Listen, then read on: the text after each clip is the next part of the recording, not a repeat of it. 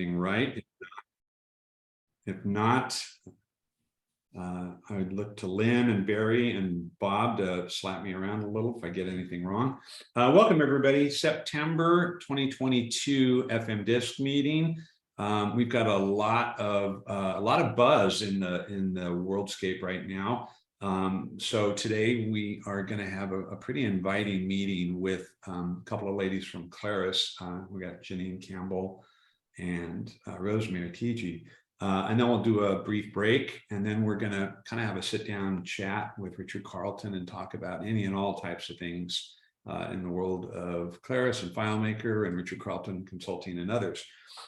So I want to just remind everybody, kind of mute yourself if you don't need to do anything. I think I'm going to turn the mic and the stage over to Rosemary and Gianine.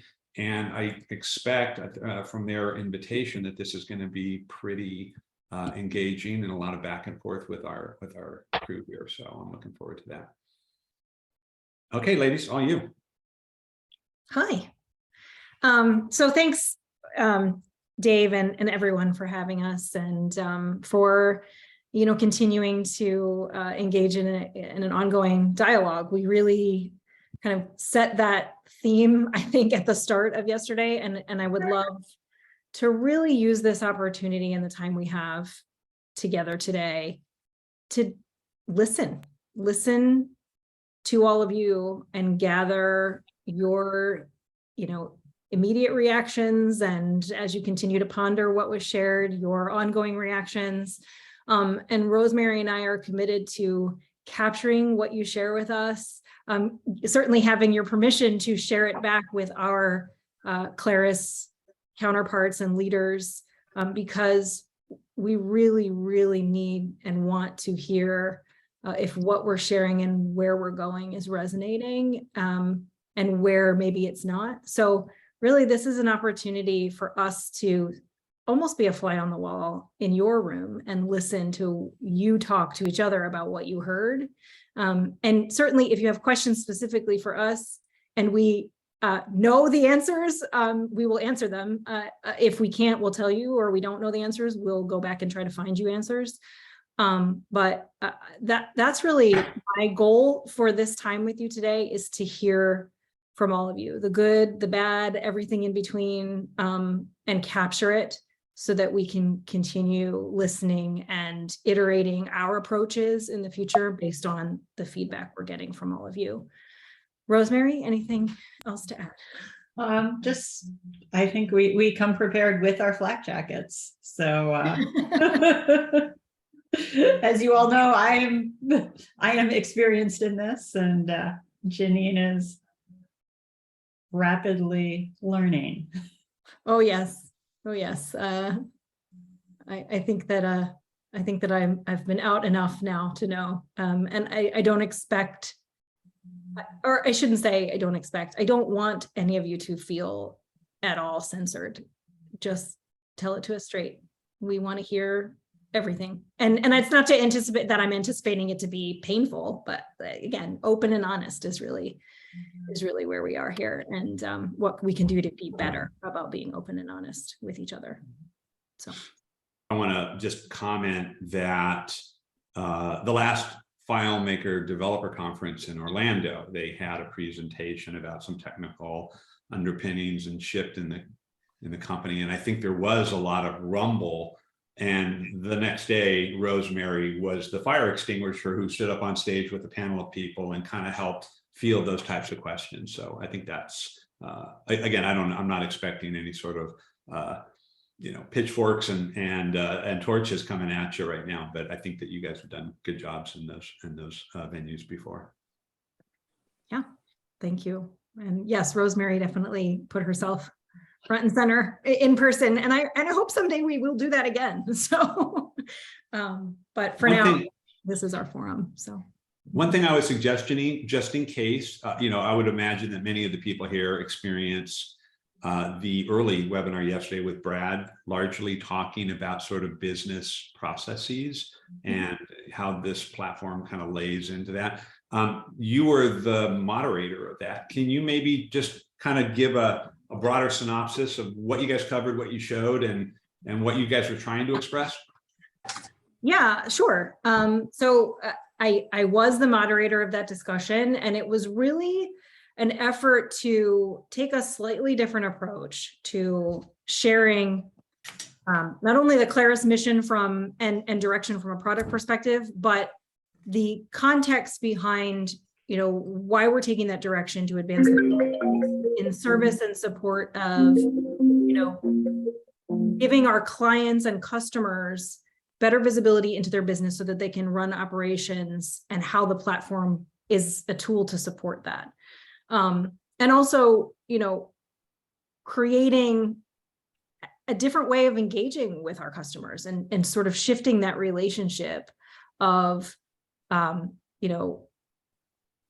traditional product centric and heavy presentations to more conversational style with our business leaders, both from the business side with Brad's perspective as a CEO trying to run the company and the things that he needs and wants, and how he executes on that with the right people and processes and tools, and what that informs the rest of the company on the product side to do in supporting business leaders like Brad.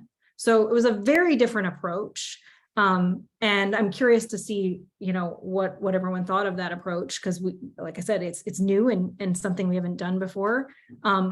But part of the intention was to create that conversational style in an effort to share the product direction through Brad talking directly to Peter Nelson, who's kind of set the North Stars for product from an engineering perspective, and Robert, who is actively involved in the release planning for the new Claris platform, and talked about some of what is to be expected and where we've come over the course of the last 4 months or so, in a different way, without doing what we've always done, or what we've done in years past, which is, product demos and features, functions, in a much more kind of traditional sense. So different approach to sharing with our customers and our partners and our developers, and a shift in those relationships through this much more conversational format. As the moderator, my job was to keep the conversation flow going and set some context with Brad's point of view, remove the Claris hat at the outset, and talk about what you're trying to do to run a business, what you care about, what you need, how you execute, or how you could execute better if you had the right tools and people. And then set him loose to talk products and technology and platform with those who are closest to it. And then kind of come back around to something that I believe strongly, I know Rosemary feels strongly about, and that is that the platform is not complete without our community and our developers and partners continuing to do great things and add more value, and whatever we can do to help you be more valuable is what our mission as developer relations really is. We want to help you be more valuable. We want to help find more of you to be valuable in the world. So that's, I guess, my best crack at trying to summarize it, and I hope that makes sense to all of you. And I'm curious to see what you all think. Again, it was a bit of an experiment and a different way to establish our ongoing relationships with each other. One thing of note. A couple of years ago, I was on ShareVoice, and I've been one of the drums that I've been banging for a lot of years is Claris has consistently and for decades gone after the problem solver, subject matter expert, citizen developer, knowledge worker. It's the same person, but it's the geek within a company who likes to build stuff. And one of the things at our company, we have 6 different personas that we sell to, and those can be CEO or CTO or that knowledge worker, and 2 or 3 other positions and different messaging and so forth. And one of the things I did over the last couple of years was talking with a number of people at Claris and in the C-suites talking about the dual entrances to a Home Depot and how there's a consumer area where you walk in to get your light bulbs and so forth, but there's also the contractor area, and they're marketed and they have different experiences. And one of the things that I've been kind of continually ringing the bell on is we need to sell to the business owners. These are guys that don't want to watch the old style FileMaker demo of grabbing a spreadsheet, building something. It's like, no, I want to know that this platform handles my business needs, scales well, multi-platform, multiple languages. I want to know that this platform is a good thing for my company, and then we'll figure out the technical stuff down the road. And so yesterday was one of the first attempts that I've seen to really embrace that. And then, of course, we're doing a webinar next week with some business owners on their decision-making process. I'm going to be involved with that. One of our customers is on the panel. So I think that's a really smart thing to do. I think it's one of the first times I've seen anybody at Claris in 20 or 30 years really go after the decision maker and not the geek who likes to build stuff. I think that's a really good approach for you guys to take. Yeah, and I appreciate that. I think we also are really trying to get more purposeful and explicit about who we're talking to and the things that those different individuals in our community, customers, developers, partners, business owners, need to see and hear to advance along the path to, better ideally with the Claris platform. So yeah, this was really a focused attempt to try to have a different conversation with some targeted audiences that maybe we haven't done before. Go ahead, Rosemary. And I think the other thing that we were trying to achieve was, and I'm coming at this as that problem solver geek working in a business, and knowing now with the hindsight of 25 years of business experience, that when I was first coming up, I was really bad at doing that, having those conversations with business leaders. So part of our goal was to model that kind of a conversation for the developers and the problem solvers who are not effective at having those conversations, and to provide some assets and tools to help those people get better at it. 100%, Rosemary. I totally blanked on that. That was a big purpose objective. Yes. And I'm just like, 30-year-old me could have really used that. Yeah, that's a great point. And one of the points that we're selling to that knowledge worker, maybe it's a platform that's brand new to them. They don't have any experience with it. We're trying to get them Claris Academy. Here's all these videos. Here, these things are going to make you better. And that's the person who helps decide whether the organization is going to have success with this platform, as opposed to, let's go to the decision maker. Let's show him world-class versions of what a FileMaker platform can look like and how it can work at the highest level, rather than somebody who's learning it within the organization. And that's the person we're pinning our hopes on to sell to the decision makers upstream. I think you can have that conversation at the top and bring your A game. Here's exactly what you can do with it at the highest level. So you've got room to grow into this, instead of your guy doesn't know how to get there yet, but could potentially get there. So I think it stretches the realm of the professionalism of both the developer community, the product itself, and all of the extended, plugins and integration points and things that you can do with it. So I think it's a much stronger conversation to have. It shows Claris in the best light when you show off the best possible things to the decision makers, as opposed to waiting for for better term, a lackey within their organization who's trying to absorb what this thing can do for them. So I think it's a great idea, and you can get that decision made faster. You don't have to wait. If you want to talk about a fast sell, if I can sit down with the decision maker very quickly, show them world-class stuff that absolutely resonates with the kind of needs they have, boom, how do we get started? If I have to give out a freemium version to a subject matter expert and then wait for the 6 months for them to get really solid and strong on this, that's what I'm pinning. That my sales process just got longer at that point. What, if anything? I think I'm sorry, go ahead. No, you go. I was going to ask a question of you all, but I want to hear from you, Bob. Go ahead. Okay, thank you.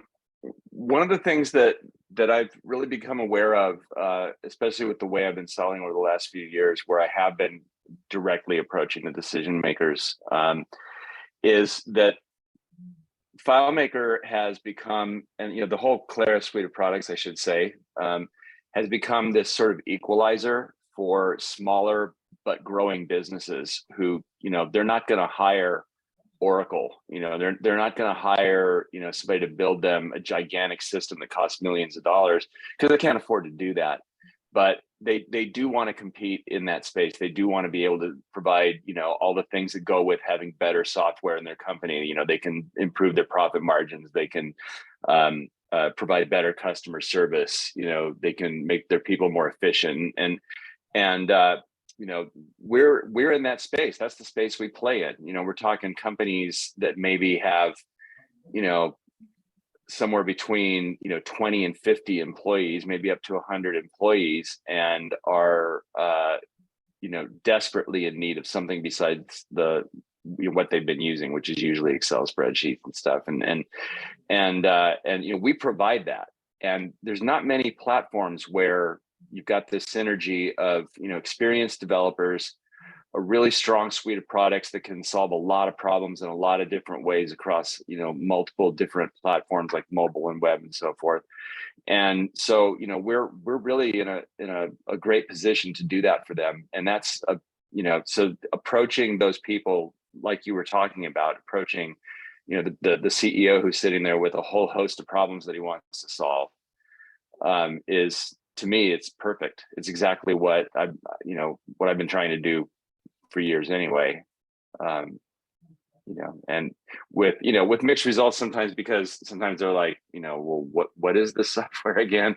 Because as we all know, it's been too well kept of a secret. But anyway. But if it's more about the business problems that that they're probably struggling with, it becomes less about how you solve, what software you use, and you can right. You can make the. That's true. That comes up less. That comes up less now than it used to, but it still has to be part of the conversation at some point. Totally, and I wonder, what things did you hear in the earlier part where Brad was really talking about and sharing his perspective of I need these types of things. I need to be able to have visibility without having to talk to 16 people. I need to trust that my systems are going to work together to give me the things that I need to run the business and to operate efficiently and make better decisions. What things did you all hear that maybe surprised you, or that you thought, oh yeah, I've totally had this conversation myself, that was welcome or not? I don't know. I have that conversation all the time. I mean, it's every sales meeting I go into there's the possibility that they've got nothing and they want something that will just give them everything. And luckily I'm able to say yes to a lot, not everything, but a lot.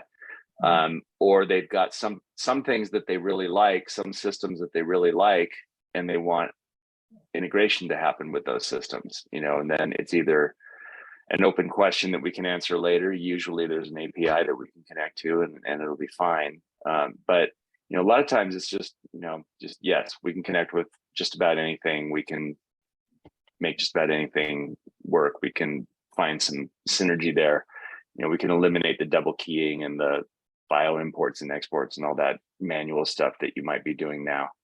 So was it helpful to hear that context at the front before diving right into product and platform related, how Claris addresses it? Was it helpful, or what did you all think of that? From my perspective, it was mildly interesting. It wasn't revelatory to me. It was just sort of like, oh yeah, I guess Brad does have to deal with this too, and that it wasn't something that I'd ever thought about, but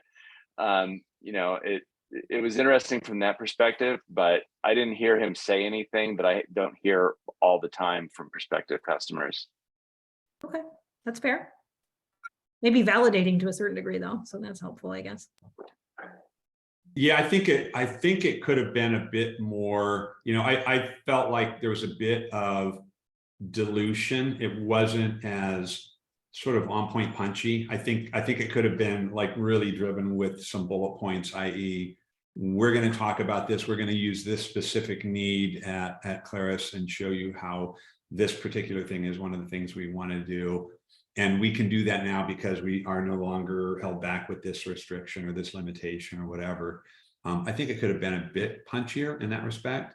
The one thing I will say, you know, when I go back to the days when Rosemary was out in the field selling with me and so forth, and a lot of the things that we did at that point in time, earlier versions of FileMaker. And by the way, I see Alexi Folger lurking up there, and I spent a lot of time in the same rooms with her and a Stephen Gallagher, et cetera, where we were talking about this is not going to be your strategic system at a Fortune 500. It's going to be more of a tactical, you know, it's going to be that sort of work group centric, or that really kind of boots on the ground system that really handles this area of the business.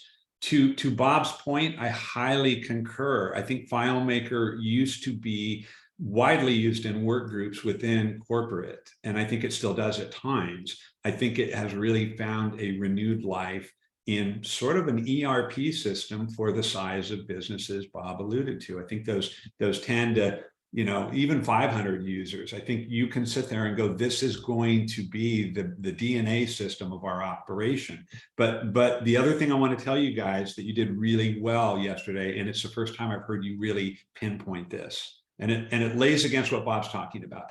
Yeah, we want to use HubSpot on the front end. We want to use QuickBooks at the back end. Operationally, for the operation aspect of our business, that's the DNA of a business. Everybody has to get a P&L at the end of the day. Everybody has to answer phone calls at the front end of the pipeline. It's what you do in the middle that makes you unique as a business, that secret sauce that you have, and you can't find that off-the-shelf piece of software that does things in the same fashion that your successful business does. Let's not make you move your business around the software. Let's move the software around your business in that operational centerpiece where you do the core thing that your business does, you know, manufacture widgets or provide services or whatever those things are. Capture that operational stuff. And yesterday was the first time I heard anybody at Claris really talk about, wow, the operational aspect. We don't have to be concerned about some of the other things because there are industry standard apps that we can integrate with in those areas. But that operational thing, that's what makes you you as a business. And I think that's a really strong thing for you guys to land on.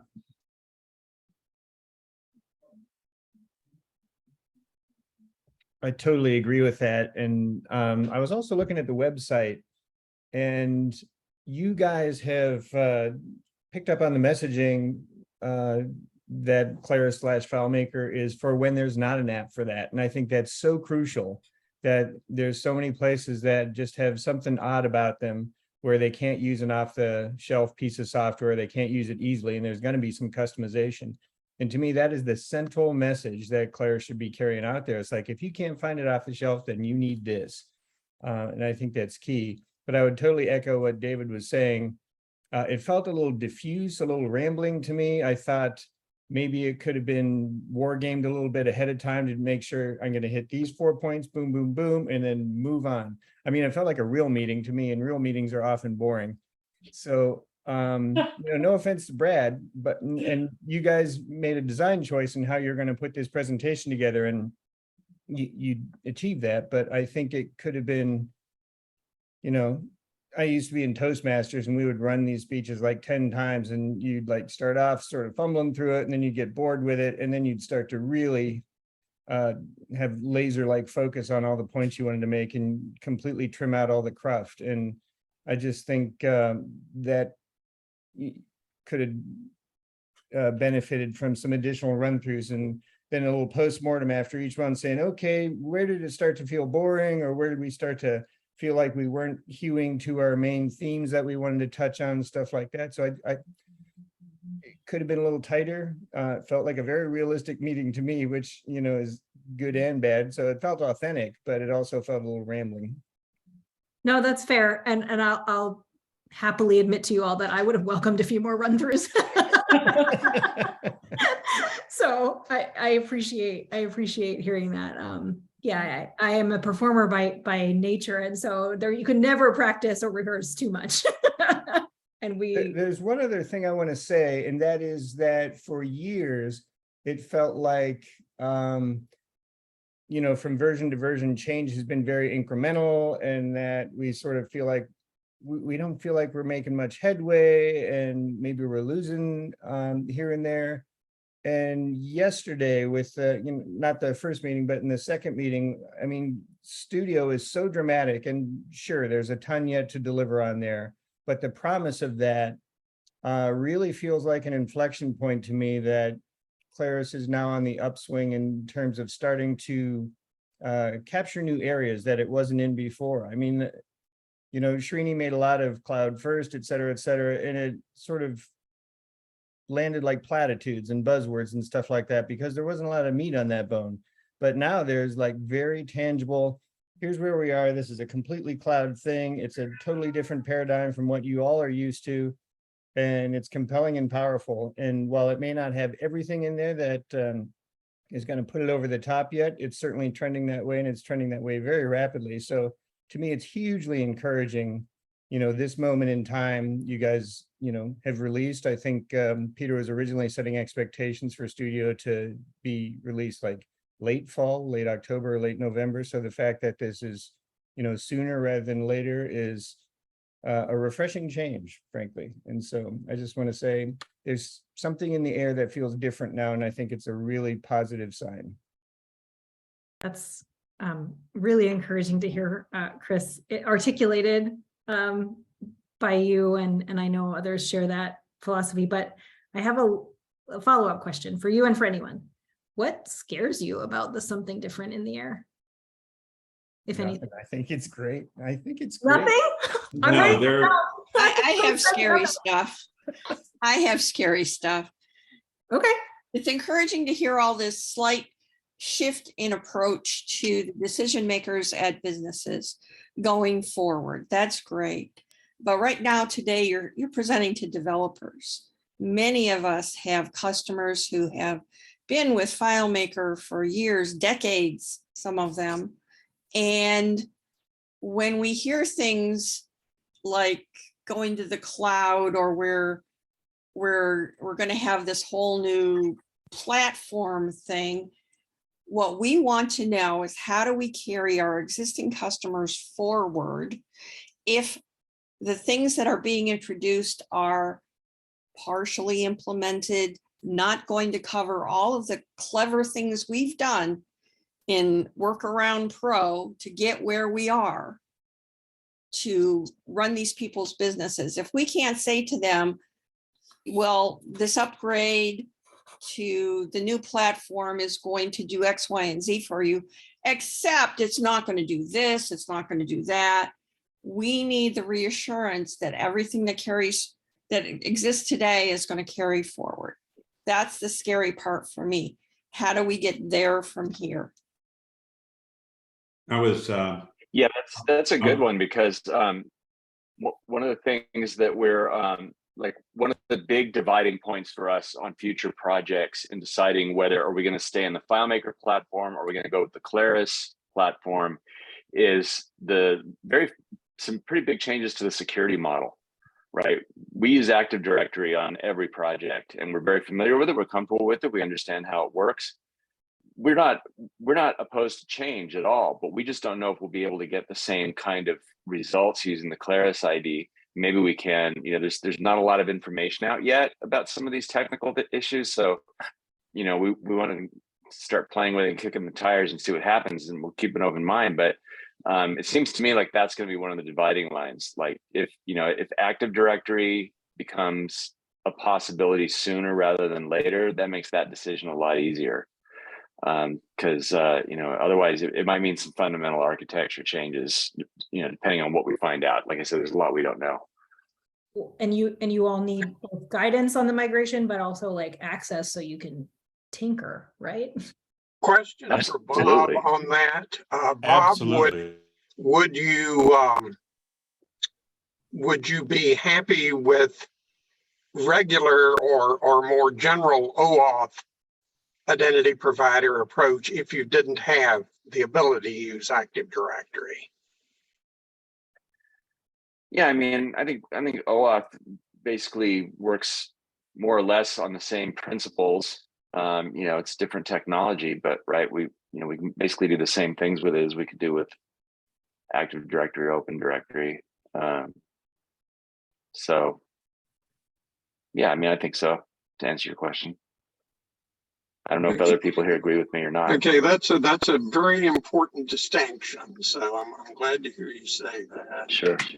One of the, Gianine, too. I think one of the, I was chatting with some colleagues in the community about this, and to really distill it down, I think, and perhaps there's more, but if you were to break it down to fear, the two categories, if you really were to distill this down just in simplest form, pricing is going to be a big question mark. So if all of a sudden the customer who's used to paying, $15 a month per user is going, hey, it's bundled, but it's $50 a month per user, and I'm paying triple what I was paying in the past, or things of that nature. So I think pricing is a big question mark, and has a lot of, can X customers stay in this platform? Is it viable anymore? Are they going to start eyeing the exits? And then, from a technical standpoint, more what Lynn were saying, deprecation, that to me is the magic word. So if you sit there and say, we've got this legacy platform and we're adding this new componentry to it that extends it and enhances it, great.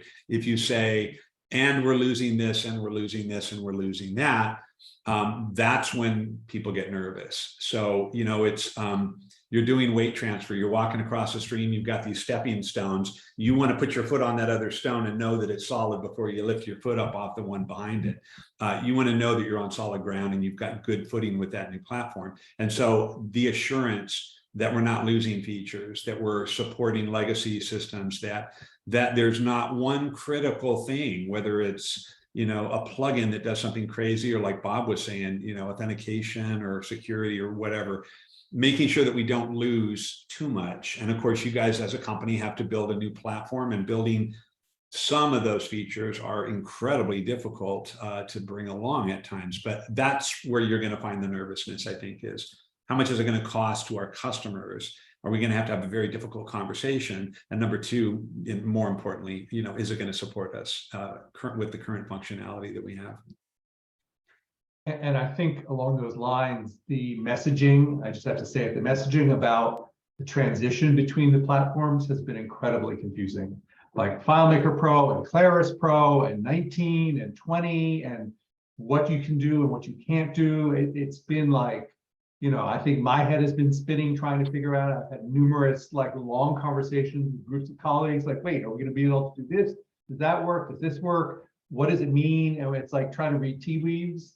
And, now we're starting to get some more clarity with, yesterday's announcement, for example, that there's not going to be Mac or Windows servers for Claris server, which I think is obviously going to be a big deal for a lot of people who obviously want to have on-prem servers.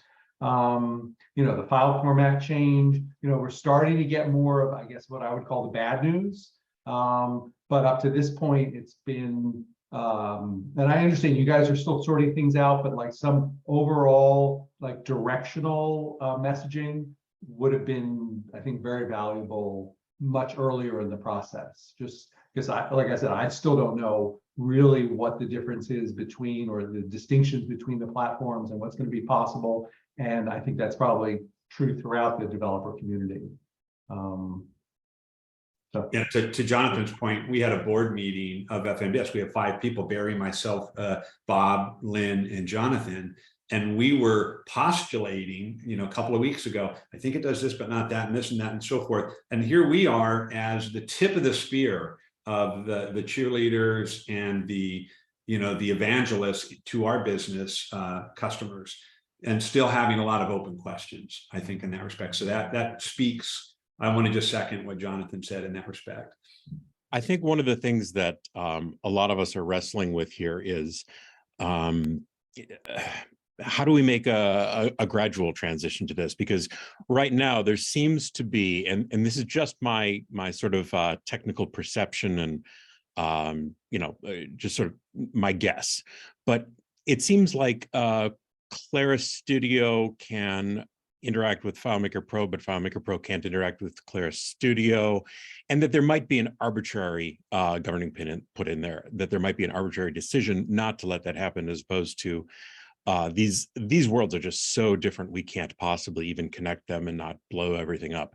If there were a way for organizations to migrate slowly, to say, hey, you know what, we're going to take this system and we're going to migrate it over to Claris Studio, and we're going to leave everything else in FileMaker because we have work to do and we have to get our jobs done in the day. But we're going to take and we're going to migrate that system over, and it's got to interact with all the other systems, just like all of our FileMaker systems talk to each other today.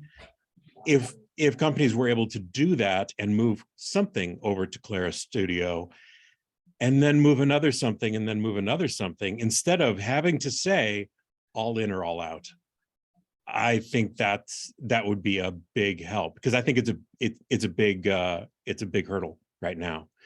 And the other thing, and I don't know if there's a whole lot of common thought on this, and I'm sure that it's way too late, many years too late, but just registering one developer's opinion, I don't want to develop in a web browser. My web browser has so much stuff and so much weight on it doing everything else in the world. I want an app. I want a piece of software that I can develop in, not a web browser that's flaky and doing 400 other things for me right now. And needs to be updated regularly. And we have no control over what those updates are, or, you know, what sort of vulnerability comes in because somebody wants to run crypto miners on some other window that's open or something like that. It's just so vulnerable. Anyway, that's my 2 cents. Thanks. I'm going back to a couple of things that Jonathan and Bob had mentioned earlier. I know Rosemary and Gianine, we have talked a little bit about the whole inference problem. For a launch like we had, you know, with Studio, having the big things covered and being transparent about that. Like, one of the big things that's being talked about right now is the operating system that Claris server is available on. That's huge. And there's a lot of inference going on right now about what Claris thinks, what they feel, and none of the answers are probably right. And right now they're all bad. Linux is great, and a lot of us use Linux and will use Linux at every opportunity we can. But at the same time, that's not always what's going to happen. So, you know, there are a lot of Windows servers. You know, we know right now there are a lot of Mac servers. You know, I can see not supporting Mac initially, and like I could even see I understand like everything is being built for Linux, and that's where we started. Like, fine, but a comment of some kind from Claris to say there are a lot of Windows servers too, and we're looking at building that. Not like, well, if there's enough noise, we'll go build it. More like, we understand this is a thing and it needs to be supported. That type of comment eliminates all of the inference and allows us to point to a video to the very second that it's said and ends all those conversations. Right now, all the conversations that are happening don't feel great because there is no information that says one way or the other. And any information that we're getting from sources that we have either inside Claris or around Claris all sound unsure. And that being unsure, that uncertainty, that really scares people. I think one of the just about every DevCon, if I remember correctly, there's been, I think with someone from Claris leading it, there's been a session called Overcoming IT Objections, or something like that. And here comes a big one. You know, it's like, you know, I mean, I would bet most IT professionals know how to set up a Linux instance and run it on, you know, Hyper-V or whatever, but that doesn't mean they want to. It doesn't mean it's within their standard mode of operations. It doesn't mean that they understand all the security that's available on that platform versus their Windows platform that they may have many certifications in. And so I think that's going to make it a little bit more difficult for me in selling, Claris, the Claris bundle to some of my clients is, just not being able to have their on-prem server running their familiar OS with this on it. Bob, can I tag off of that for a second? I have long maintained that the sweet spot for Claris and FileMaker is this sort of larger, small, and medium-sized companies. And these places, tend to be right on the cusp of, do we have an IT person in-house, or do we farm it out to a MSP? And the MSPs are, they do what they're told. If they say, hey, we need to stand up this piece of software and it needs to run on this kind of hardware, those people know how to handle Linux servers. And to me, these are the sweet spot customers with FileMaker. They're making enough money where they can really afford it. One of the customers we have who sort of fits in this, I think they have 120 users. They go around saying FileMaker is not a cost problem for us. We send more money to Adobe for Acrobat Reader than we do to Claris for FileMaker. So in terms of expense, they don't care. And their sort of IT maintainer is an outsourced IT place. And if they tell them to stand up a Linux server for them, they'll just do it. There's no sort of internal stakeholders who say, we don't know that technology, so we're not going to do it. So I think a lot of the places that FileMaker tends to succeed at has these outsourced places that will just do what they're told. Yeah, I mean, That's a good point, Chris. I'll edit myself a little bit and say that only a certain percentage of people I talk to have internal IT that might be Windows committed, but there are some. I mean, yeah, and I'm not trying to be insensitive, because I realize that FileMaker lives on this continuum of organizations, and there's a lot of small organizations who don't have IT resources and stuff like that, and they don't want to deal with a Linux server. So I'm not trying to minimize that or pretend it doesn't exist. I'm just saying where FileMaker is probably going to have its greatest success, that's not an obstacle. I want to pick up on something that Josh just said, that, and I think a lot of the uncertainty around what Claris' strategy is to some extent comes from that, because it's beginning to feel that whoever, if Claris puts something out there and says, we're going to put it out there and then see who screams, and then we're going to turn around and make that a priority, that's no kind of relationship to be in. Like, who wants to be in a relationship where it takes shouting and cursing to get anything done? That's just grating and exhausting, right? And it's sometimes it feels like that is the kind of strategy that Claris is, which I don't think is a solid strategy. So I think, for lack of knowing not every single feature and detail, but at a high level, what is being considered, what is not being considered, so that we can collect some feedback and say to our clients, for instance, the authentication that Bob was talking about is like, it's coming, and we know it's coming within the next 6 months or even a year. It doesn't really matter. That gives people a time horizon to say, we won't get there until then, but we can ramp up in the meantime, because we can be reassured that the thing that is important to us is coming down the pike.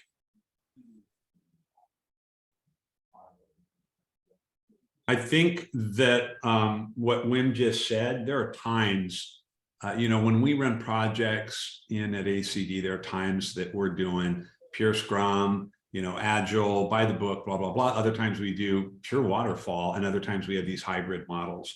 And the one good thing, the bad thing about Agile is you don't know when you're finished until somebody says so. Are we there yet?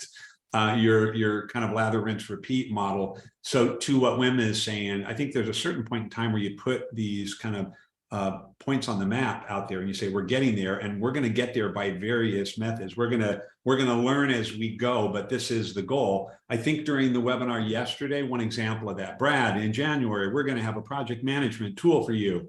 I think that tells a common story about what a deliverable could be, that we go, okay, this isn't just a blind web form that people can answer our questionnaire on anymore. It can show, presumably, Kanban boards and graphs and charts and things of that nature, and handle this type of workflow that's associated with a project management tool, which is a really wide approach. So I think that's great.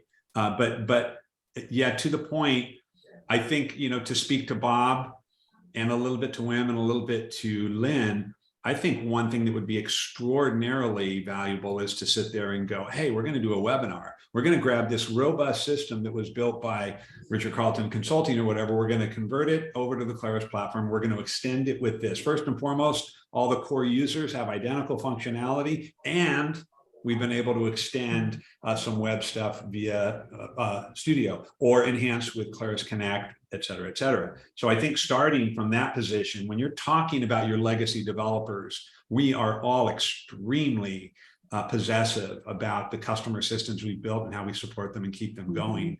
Show us that's not going to be in jeopardy by taking that kind of tack with respect to, here's a big, robust legacy system. It works exactly the same, and it has all these added benefits. That's a great place to start from. I like that idea. I can even like maybe pick a system. I have a system I would do that with tomorrow if I had infinite time. And that would be the everybody's favorite DevCon speaker tracking system. Well, apparently Richard Carlton is building this system, so talk to him. Yeah. Actually, I just want to address the Linux concern head on. And like the reason for Linux only is fundamentally so that Claris can deliver server improvements to market much more quickly.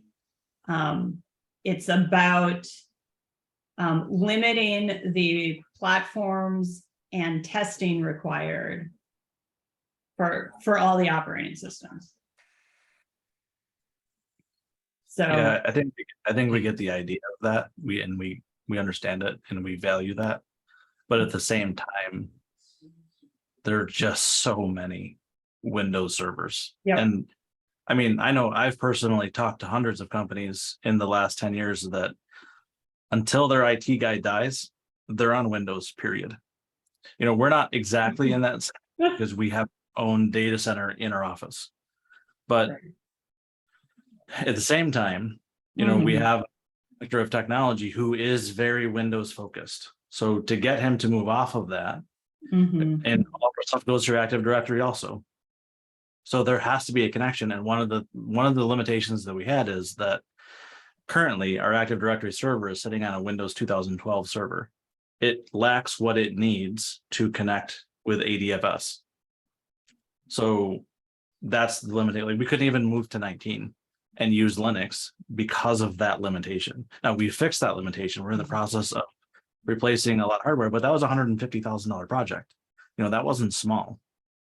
And trying to get everything moved over, you know, the reality is we're going to be on Windows for a while until we can test Linux and make sure that it can handle every weird thing that we're doing with file. And listen, we're doing a lot of weird things. The system we're using is 15 years old. It was built by, you know, a guy who's still there and was learning FileMaker as he built it. But it runs every aspect of our organization. You know, we have a separate web server that does web stuff and an API server that handles API calls, but FileMaker touches everything and it touches all of our offices.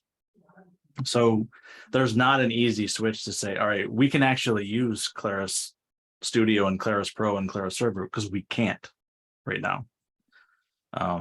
You know, even talking about not knowing the exact cost right now, sure, we'll learn that.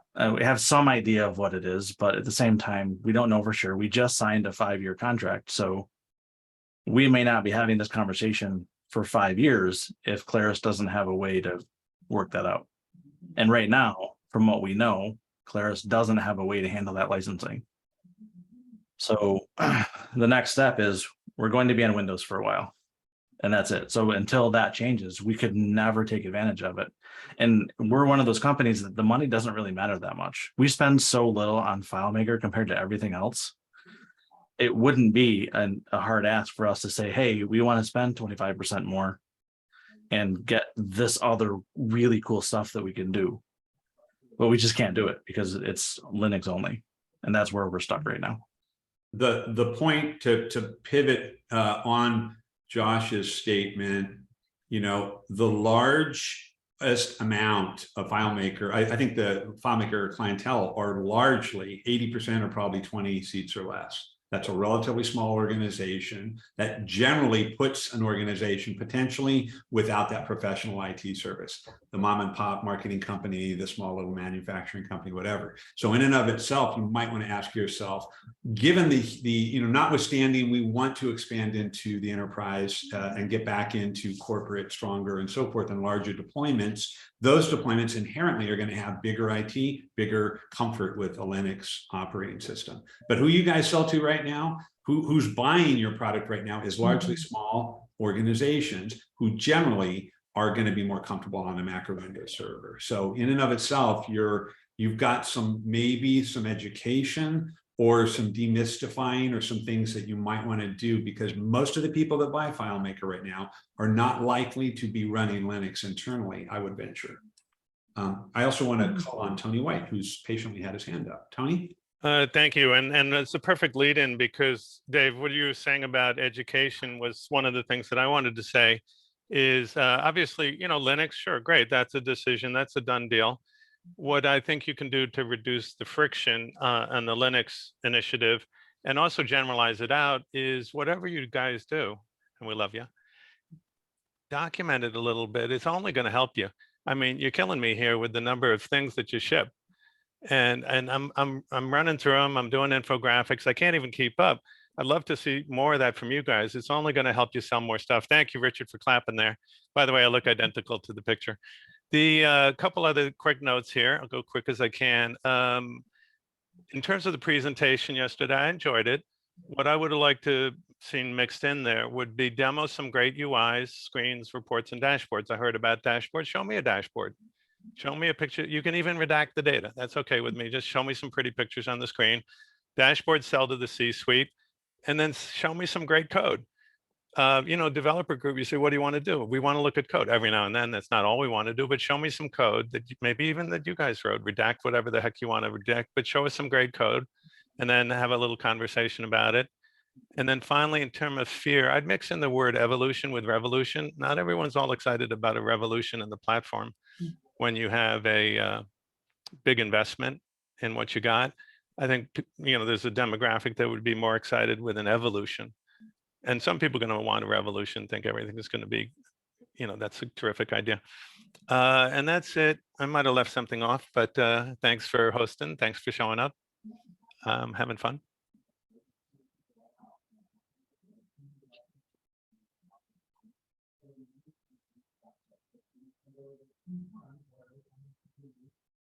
This is all really great. I'm taking a lot of notes. Yes, here. As you all know, I'm still a paper notebook.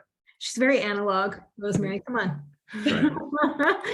In terms of a clapback for people who don't like Linux servers, you could say that most ransomware attacks happen on Windows ecosystems, and that while there is ransomware software that attacks Linux servers, it's much less common. And so you get a small modicum of protection by having FileMaker hosted on a Linux server over a Windows server. The Windows server is a much larger target.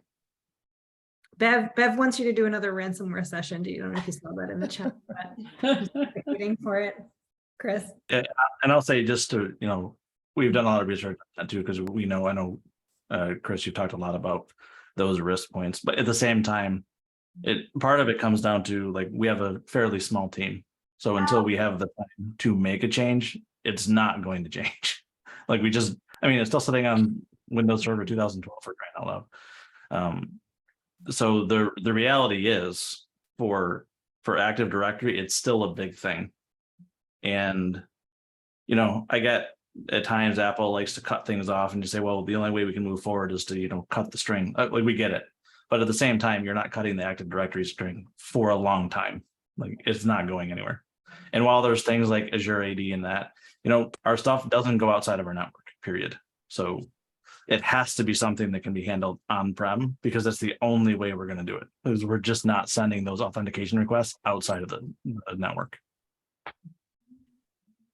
I wanted to bring up another concern that I have on David mentioned pricing, that we were looking at the pricing yesterday, and it seems like it could be like almost $1,000-something a year for a user or a company on the new pricing. I'm not sure exactly what it looks like, but there's been no real mention of how to make a transition or how the SBA program fits into all this. I keep asking questions to my SBA representatives. They don't really have any answers. And we get all our clients committed every year to doing maintenance and maintaining FileMaker. I don't know if they're going to be very happy to be told that they have to pay a lot more money and they can't really take advantage of all the new stuff. And they have to just stick with FileMaker Classic. There's no real pathway being mentioned of how to include the SBA program. Do you have any comments on that?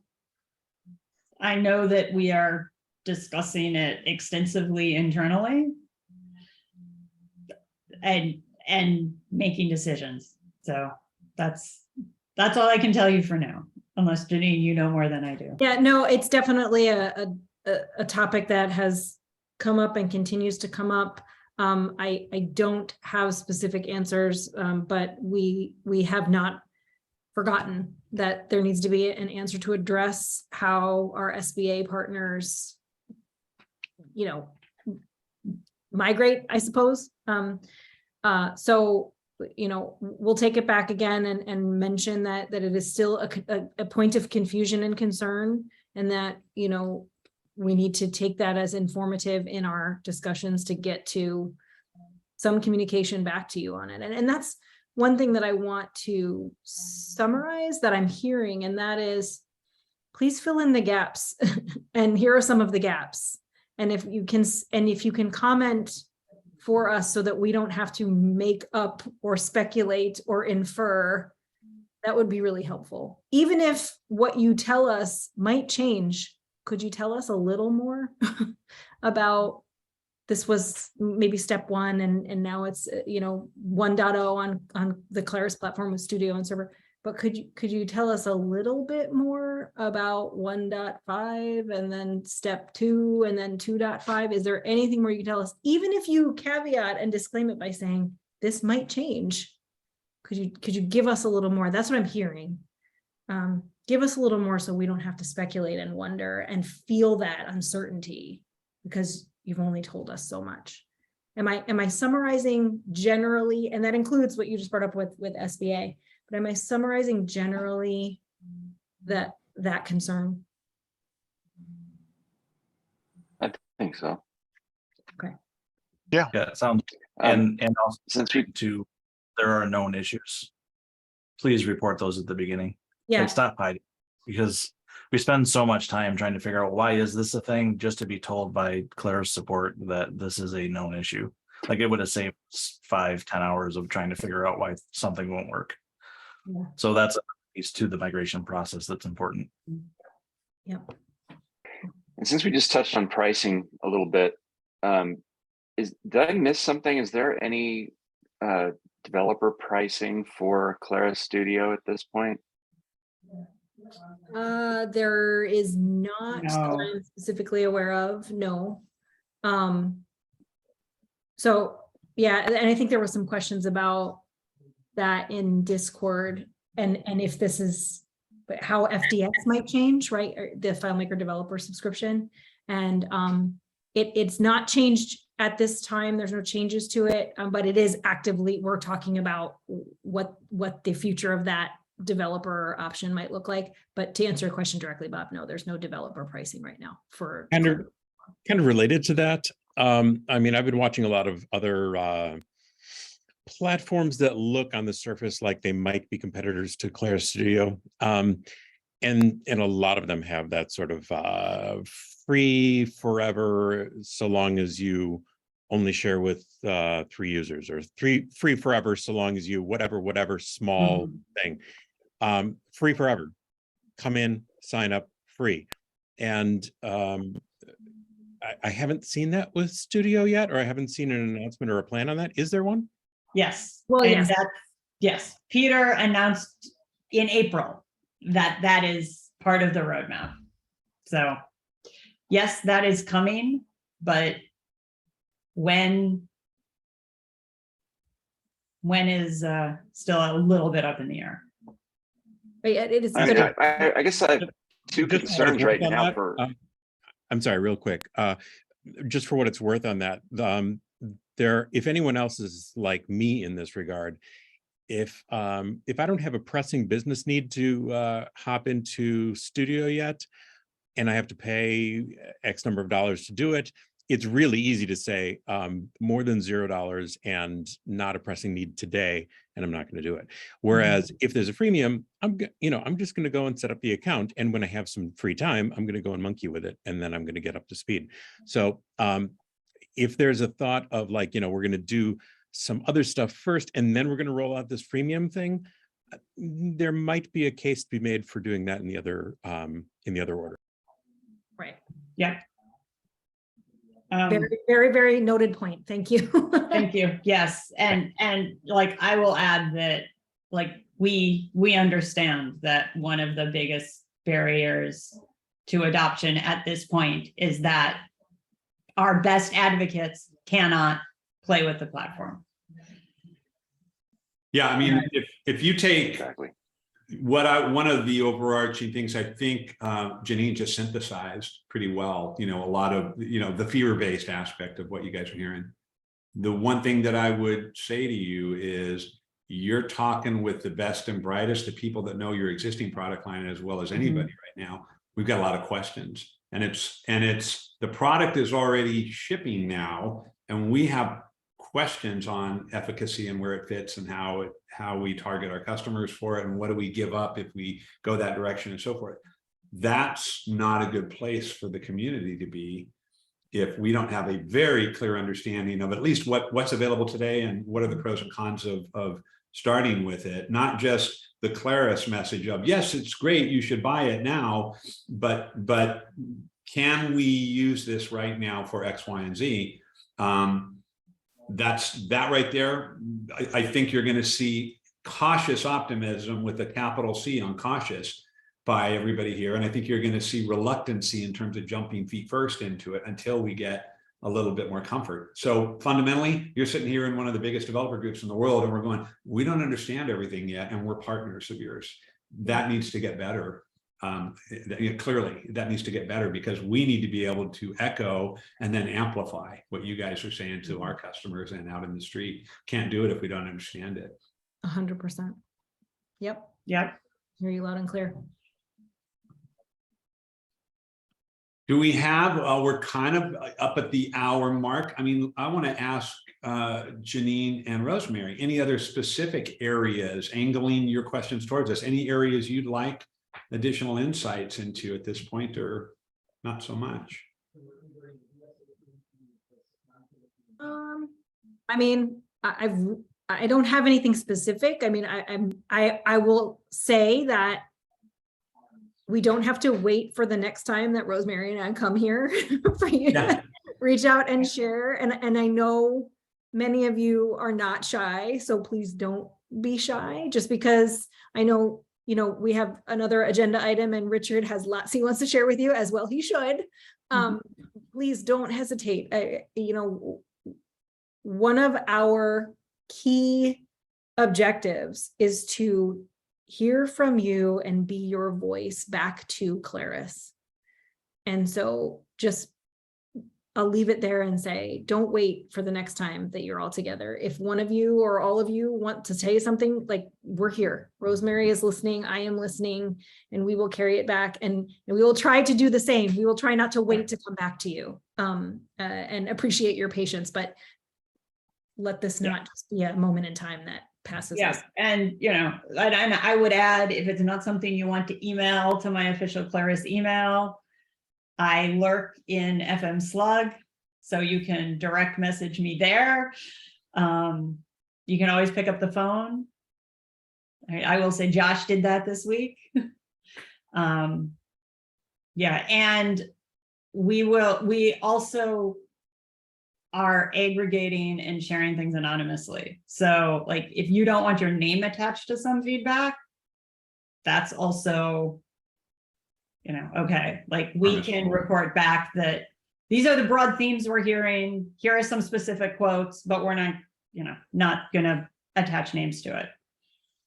There's this bald guy in Burbank who says, you don't have to start it that way, right? No, we don't objectify. We never do that. No. Well, and the other thing too, guys, as a board member of the group here, one of the things that's happened in the last few years, COVID, et cetera, and these Zoom meetings, we've had way more Claris ongoing presence in our meetings, and that can only be a good thing to help lower the barriers of communication between the developer world and you guys. And of course, these are all recorded and put up on YouTube, so they live and people can reference them later as well.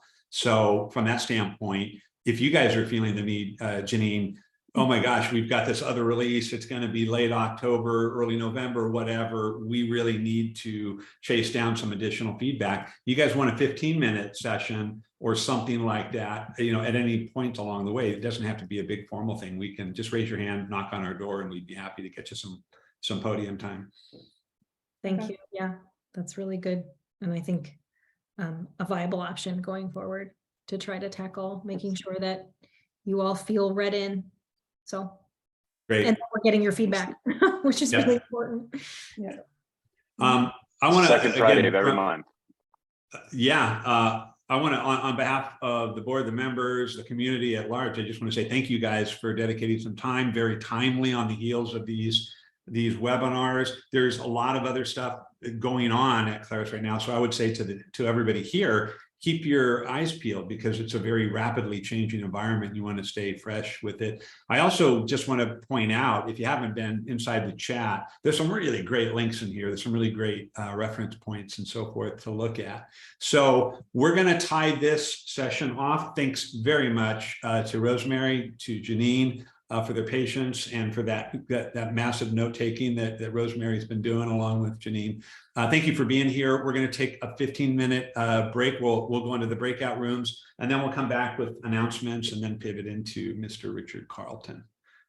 So I'm going to. Hey, you talking smack about Minnesota over there? Worst things have happened. Wisconsin. I was actually in Minnesota. Yeah, I know. We saw you. We saw you. Yes. Hi, everybody. Glad to have everybody back. Hope we had a nice little break. Before we get started on our next session, we just want to, again, we're trying, the board, we're trying to have a little bit more welcoming sort of news and announcement section. Ironically, this entire meeting is, you could almost say, is sort of news and announcement related. We're not doing, hey, let me show you this portal sorting tip that I got from Kevin Frank. You know, it's none of that so much as what's going on the horizon. But anybody have any announcements, any technology, big picture stuff, things that they're thinking about, et cetera? Please bring them to the group here. What do you got? Well, Apple just made a big announcement. I mean, what are the thoughts there on the new iPhone? There's Phil Goodman sitting over there, you know, Yeah, master of Phil. all the Apple universe. Synthesize, what do we need to know coming from Apple, Phil? Well, mainly the announcements yesterday or Wednesday rather, were the hardware announcements, right? The phone, the watch, the AirPods Pro. If you've got iPhone 12 or 13, especially in the Pro line, and you're considering upgrading, really the only upgrade consideration, in my opinion, is the camera ability. iOS 16 is also, it's coming out Monday. For those of you who don't know, iOS 16 will be out. I've been running it for about 2 months on my primary phone. It's been extremely solid all along the way. Apple seems to have taken a lot more of an agile approach to development, as opposed to let's throw everything out there and tell us what breaks. There are a lot of features that showed up along the way. So I've been thrilled with it. The iPad, on the other hand, is going to be a different story, with Stage Manager coming out with iPad OS next month. We'll have a little bit more of a idea with that, and of course on the Mac side with Ventura coming out. Again, I have a test computer I've been using Ventura on for a while, and it's been pretty solid. I don't have FileMaker on there, so I can't tell you anything about it, but I've been pretty happy with it. There are some missing features and some issues and little glitches here and there. Be prepared. A whole new, this is not, I'm not telling you anything that hasn't been published. System preferences is completely redesigned. So if you're used to going and you have workflows, if you have things like any automated workflows that go click on things in system preferences, you're going to have to rework everything because the system preferences has been redesigned to look a lot more like settings on iOS, where you have a list on the left and then you click on something and then you get the panel on the right. It's again, evolutionary, not revolutionary with everything else though. So, Hey, Phil, how has FileMaker been on Ventura? I was mentioning, I haven't tried that yet. So I have my little M1 test laptop with Ventura on it, but I haven't put FileMaker on that one. Oh, I have a MacBook Pro with Ventura on it, and don't use it for any like serious work, but I've tested FileMaker, and I haven't had any issues with FileMaker 19. I haven't had any issues with any other applications I've put on it. So, like John said, I would suspect that it'll be pretty rock solid. And we're really close on a final beta on that, from what I've been reading. I just discovered a great shortcut. In settings, accessibility, and go down to touch, you can actually tap on the back of the phone twice or 3 times for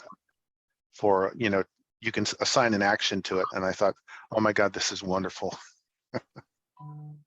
Actually, that's a great idea. And it's something anybody who does any troubleshooting, whether it's for family or friends or clients, and weird things happen when they're holding their phone, keep that in mind because they may have activated that feature. Oh yeah. Their phone once or twice on the back and some weird things happen because they've assigned an action to the double tap on the back. So know that's happened. And I thought, well, wait, let's look at those accessibility settings. And sure enough, they had assigned an action to that. Excellent. Matter of fact, I'm gonna say here at Angel City Data, we are looking for additional FileMaker talent and also for additional web talent. If there's anybody out there, not junior, I would say probably intermediate to senior web developer, and probably on the same, probably intermediate to advanced FileMaker developer, reach out to me behind the scenes, just shoot me an email or what have you. Let me know. Other announcements, any other company-wide or industry-wide things that we need to know about? Gianine and Rosemary, maybe one more thing as far as we're talking about the Apple Watch. Any chance, where's FileMaker going as far as the Apple Watch is concerned? I'm being facetious, but it may be something that... Nowhere now, but you can race against yourself. Yeah. Which was my key takeaway. I was like, why would I want to do that? I'm getting slower.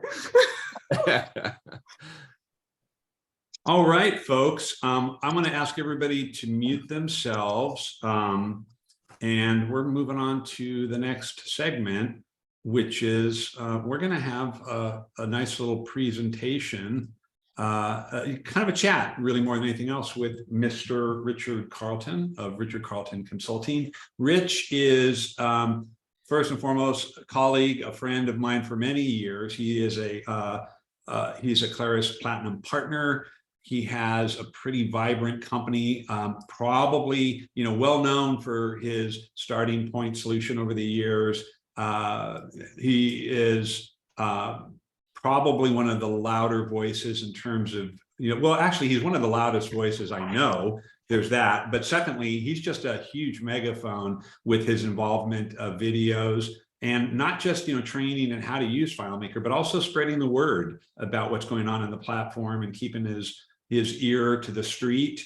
Every conversation I have with Rich, I learn, I share little things I learn, and I get back about 20 more things than what I share with him. He's very connected with a lot of the people within the Claris organization, and it's just a great font of information. So we're going to have some fun today having a conversation with Rich. So Rich, first and foremost, welcome, and thanks for joining us today.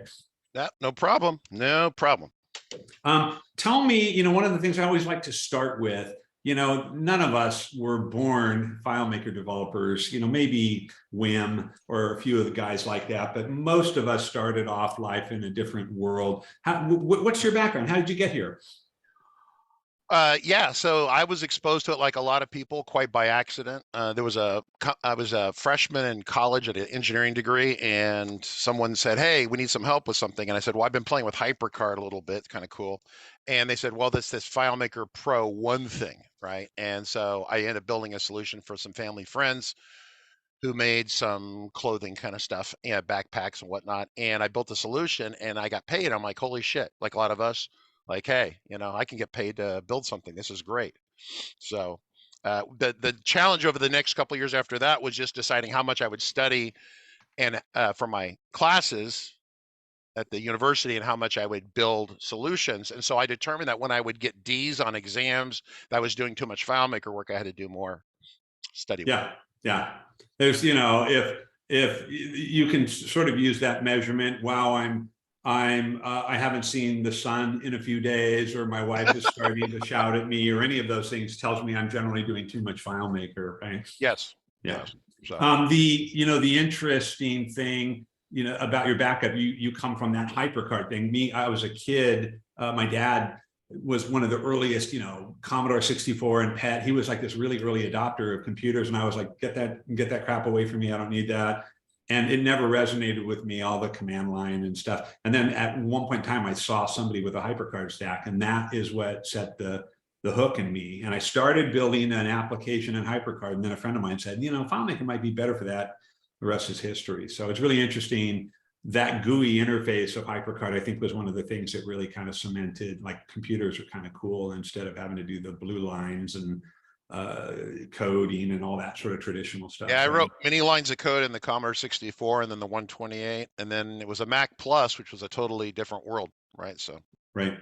So you start doing this stuff, and then, like many of us, you go, well, look out the rearview mirror, and I've got a business, I've got people, I've got customers. How did that growth happen over time? And what were the big inflection points for you in terms of your growth?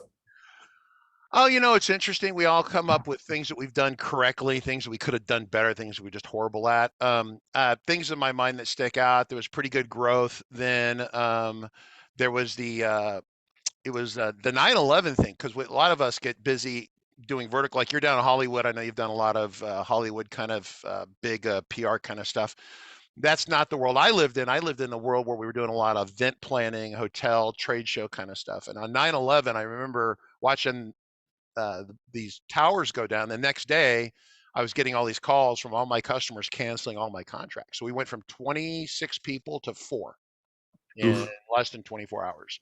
And I was wow. 4, and it forced me to go back and do a lot of coding and programming, and forced me to become better. Right. So that was rough. And then it regrew. And then now I have a very big thing where we try to be horizontally kind of not attached to any vertical market.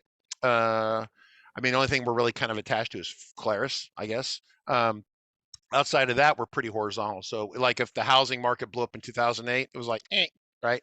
So, because I don't want to get stuck into one vertical and have that pain point. So, yeah, we're sitting here in the media capital of the world in Burbank, and of course we got Disney and Warner's and Nickelodeon and Cartoon Network, and they're all within a couple of miles, and we do touch a lot of those things. Thankfully, we've got personnel in different parts of the country, and they give us exposure to other segments, and that helps diversify us as well too. With respect to I've seen your work before. The suite of Claris products, we're going to be talking about that quite a bit today. But I'm just curious, do you guys play or toy around? We do a little bit of web, we do a little bit of Airtable, we do some Linux. What are the things that you other play in, if not? Not as much as I know that you play with that. I know we do some web work. We will do JavaScript, things like that, build customized web pages. That was always something we needed to do. We were using CDML, and then CDML was Lasso, then Claris bought Lasso and then licensed it back. And that was that whole thing. And then, over the years, but we've been big parts of that, using that, but not any other big tech stacks, right? For us, getting comfortable with Linux has been a thing we've been working on. And of course, now we kind of have to, right? So, right. With respect to the one of the things I always like to ask the masthead, the leadership of an organization that's based in FileMaker, how much time do you spend hands on the keyboard developing as opposed to running the shop? About an hour a week. Yeah, right. Yeah, about an hour a week. Yeah. And more so if I'm doing a demo on on the daily live streams, right? Then because at one You gotta point, get your hands in it. yeah, it was interesting. We did a 0 to 30 kind of 30 days of intensive FileMaker from beginning to end, and it's kind of this self-contained free set of videos that we have.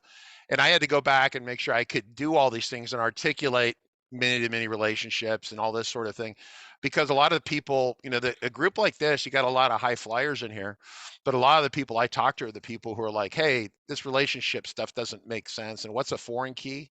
And there's these conversations that still have to happen. And even with the new stuff they're working on, those conversations are still going to have to happen. Although, with Moyer poking around and, structureless SQL or not SQL databases and Mongo and whatnot, my head still hurts when I think about that. Yeah, Moyer has always been a bit of he's a ne'er-do-well. We've got to keep him at arm's length. There's parts idiot and savant there, and I like to know what I'm dealing with. No, I'm kidding. Yeah. Chris, He's a scary individual. He's actually quite scary. Yeah. Thanks, guys.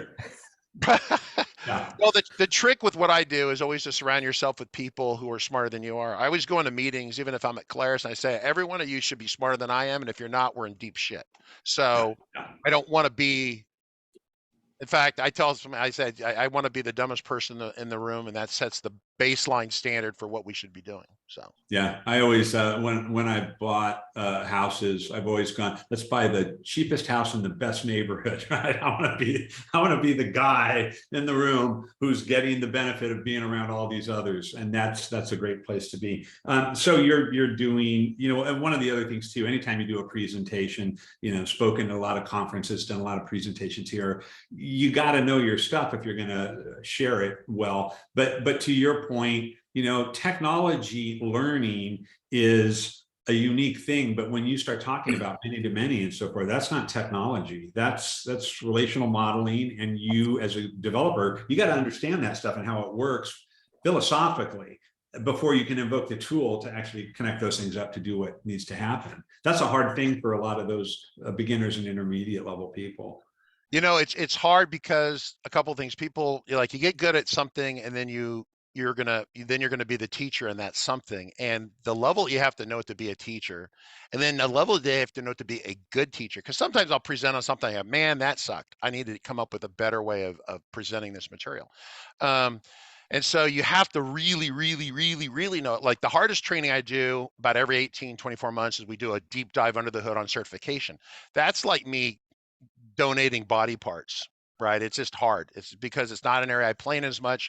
I mean, I was talking to Andy Lacates, and Andy's one of his biggest concerns in life is that everyone had this expectation that he was this amazing developer programmer, but he doesn't get to build as much anymore, like a lot of the senior people in the community, because we're kind of guiding and mentoring and training, and in his case, demoing and pitching and selling, and you don't have time to sit and just code. And he's like, everyone has this expectation that I'm God on the FileMaker, and I don't get to play with it as much as we used to, right? Because he's, pitching it, marketing it, wordsmithing. The best wordsmith I've ever met, ever. Yeah.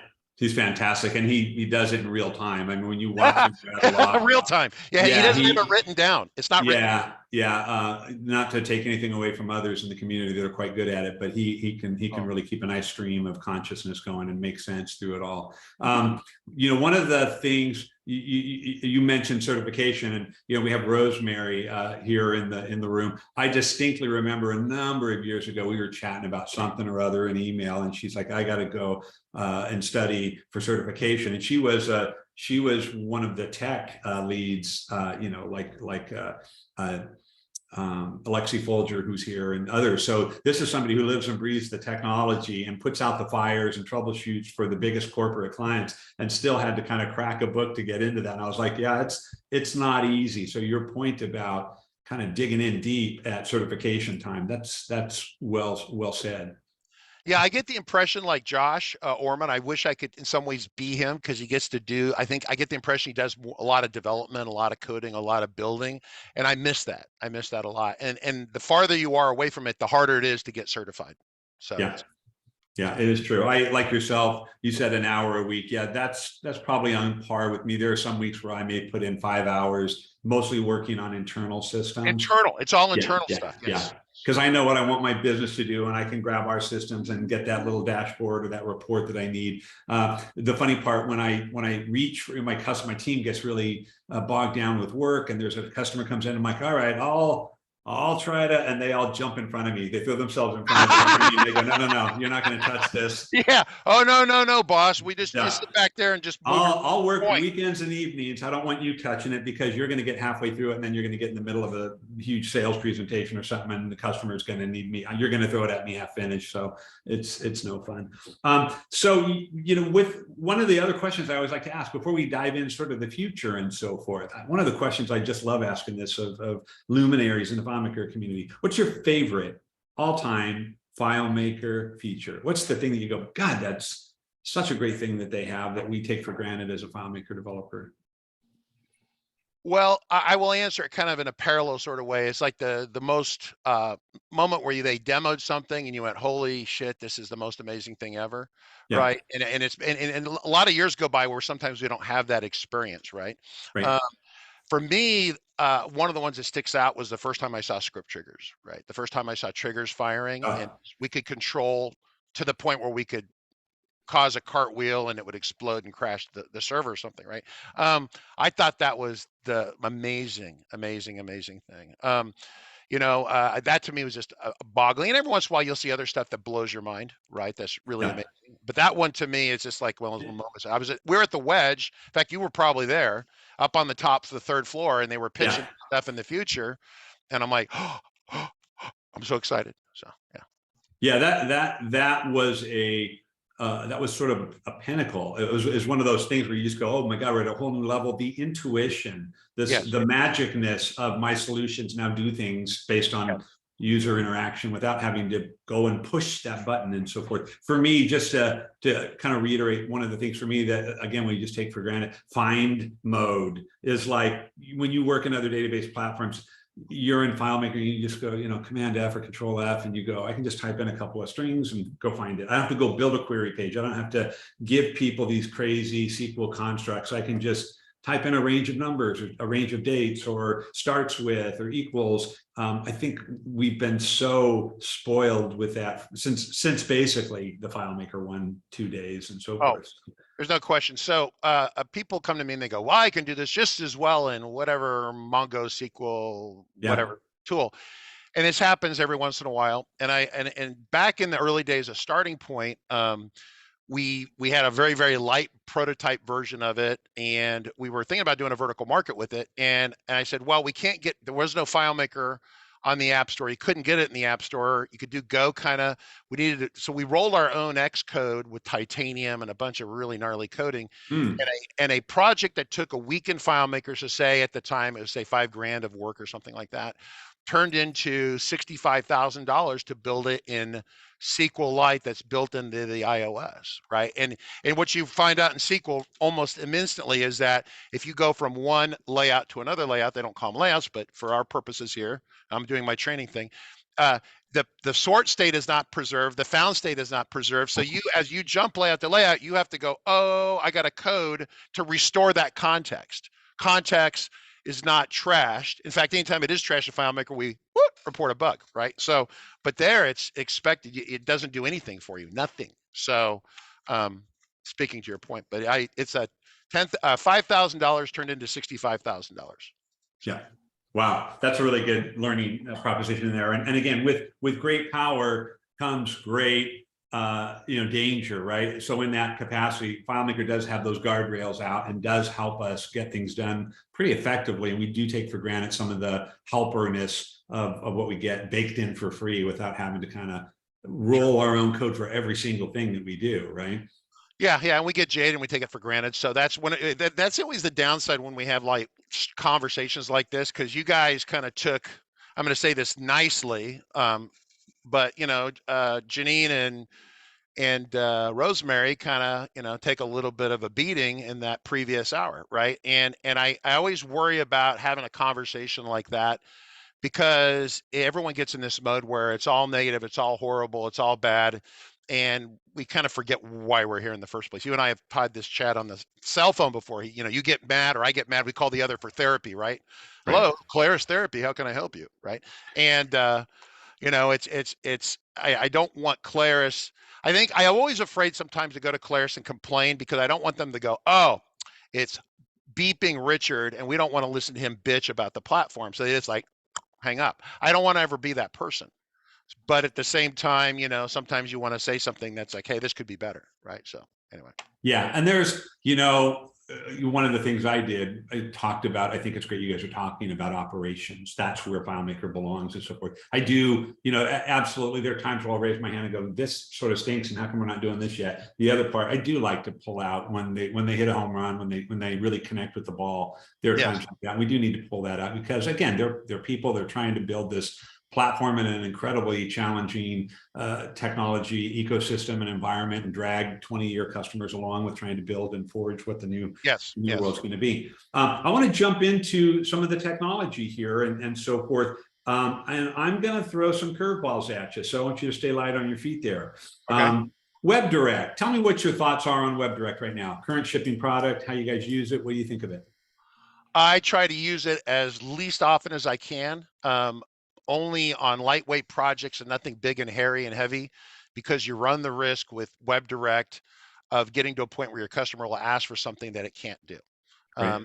I guess they went through some retooling of it recently, but it's, I hate to get in front of a customer meeting with you or anyone and they say, well, you've really made this great solution, but can we make it orange and move these pixels like 2 or 3 over here and 2 or 3 over here? Some customers don't care about pixel placement, and some customers are freaking artists and they want things exactly. And if you can't match the Pantone color, I've been fired by an art gallery because we didn't match their Pantone color correctly, right? It was a San Francisco art gallery. Richard, you're charging us all this money and our logo is off by a couple degrees in the Pantone color. You're fired. And I'm like, whoa. So I don't like to get into a situation where you have to say no to people. It's like why I'm so high on like Monkey Bread and 360 and some of the third-party vendors, because they allow me to say yes. Yes, you know, like, yeah, it's a couple more bucks, but I can say yes. I don't like to go. I mean, it's basic business sales. You don't want to go into a meeting and say no. Yeah, and again, the promise of WebDirect, you know, I think, you know, I'm reading what Ralph is saying in the chat right now and so forth. I think the promise of WebDirect, oh my God, I can use my FileMaker skills. I can drag and drop things onto a layout. I can use the exact same tools and skill set that I have and build a working, you know, relatively strong, I don't want to say strong, but a relatively detailed application. And yet the promise of it often is, again, the thing I think many of us see, the scalability, the finesse, like you're talking about. I can't get really granular with the look and the feel and the behavior. So from a broad stroke standpoint, I think you can do a lot of things with it. For us, one of the things has always been, to some extent, reliability. I mean, having to go in and reboot the server and kick people off and not, you know, starting to choke out after maybe 15 or 20 users at times and so forth. So I think the reliability thing has been an issue for us, but yeah, it's going to be interesting to see. I don't know with respect to some of the other products that are coming online. I don't know what is in store for WebDirect. Like you, have they fixed, you know, there are 400 fixes in the FileMaker platform, or some of those in the WebDirect world, and is it going to improve, or is it going to just kind of sit there for a while until other products become more available? I think that I would say, yeah, so we're wandering into product future, so I don't know if we want to go with that or not, but I will simply say that I would expect Claris Studio to replace WebDirect. Yeah, period. And Claris is going to do that. I don't know when. They don't know when. A lot of things that we say, hey, Claris, tell us this, tell us this, and tell us this. Some of the stuff they have kind of an inkling. We're going to talk about that if you ask the right questions. I have my inklings right here. That's right. But some of it they don't know because they really only know what they're doing over the next, say, 5, 6, 8 weeks. Beyond that, they have kind of a loose outline. And what Peter said one time, if you ask me what I'm doing in a year, he goes, I have no idea. Right. So. Right. I think from a standpoint of, I'm gonna walk you from the edges towards the center, and you'll see that in the coming minutes. FileMaker Go. What are your thoughts on FileMaker Go? How do you guys use it? What do you think of it? Actually, I do like Go. Go's got the pro, well, originally the Pro engine in it. It can run offline.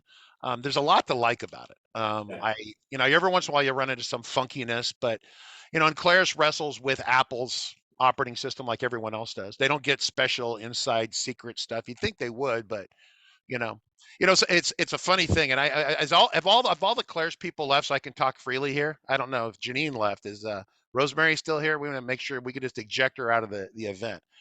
I think sometimes, and it's helpful for us to remember this, is the way that sometimes Claris treats the developer community. And I'll just simply say whatever you think that is. Apple treats Claris the same way, right? There's this kind of this, hey, why don't you tell us what you're doing? Give us this documentation stuff. And they're like, you just make FileMaker. You don't make earpods, right? So just keep in mind, that sometimes, right? But yeah, so. Yeah. Going with your questions. I'm going to stop. Yeah, and one of the other questions, because I got you here and so forth. I mean, one of the issues that we have always struggled with, we always come up to this fork in the road. We do a lot of Go development, by the way, a lot of mobile discovery design. So yeah, so we do a lot of it. I would say probably 40–50% of the systems that we build probably have a component to them. I agree with that. I would say 40–50% of our projects have some sort of piece with that. Yeah, that's right. Yeah. Not so much phone though. Not so much phone. Not so much phone. Mostly iPad. Right. We will do iPad for workflow stuff, but for simple stuff, hey, we're on a job site, we need to do time entry. We can build that very quickly and have and the fork in the road for us is always, are we going to go offline or online? And if we do, what's our sync model, right? So that's oh my gosh, we're out in the middle of nowhere and you got 3G. And it's but slow, or we don't have any network connection at all, and we can't reliably do it. And so next thing you know, you're calling up those guys at 360works and getting mirror sync or rolling your own and so forth. And any different insights you have into sync, non-sync, and so forth? No, I think it's essential. It's not going to go anywhere. I know that the internet seems to be more reliable. Obviously, it is than it used to be. I remember in 98, 99, and 2000, or even back to 96, it was, you had an ISDN line that would go up and down all the time. I think that's kind of one of the factors in this gating between the two sides of the FileMaker platform that we have now is that offline component, right? But it's something that, once again, well, I don't know where you want to go with that, but yes, offline is very important. Yeah.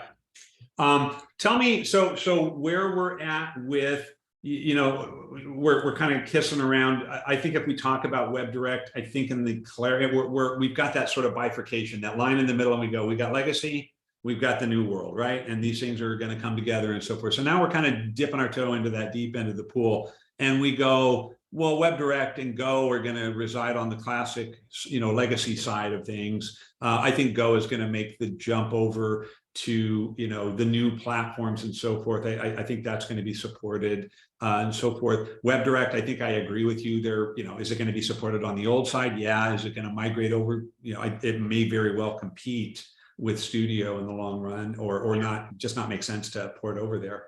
Yeah. But when we start talking about, now we want to start talking about Pro. And we're going, okay, we've got this FileMaker Pro system and we've got this Claris Pro system. What are your interpretations so far of what these things mean and how they work differently and so forth? Why don't you let me share my screen if you can. Yeah.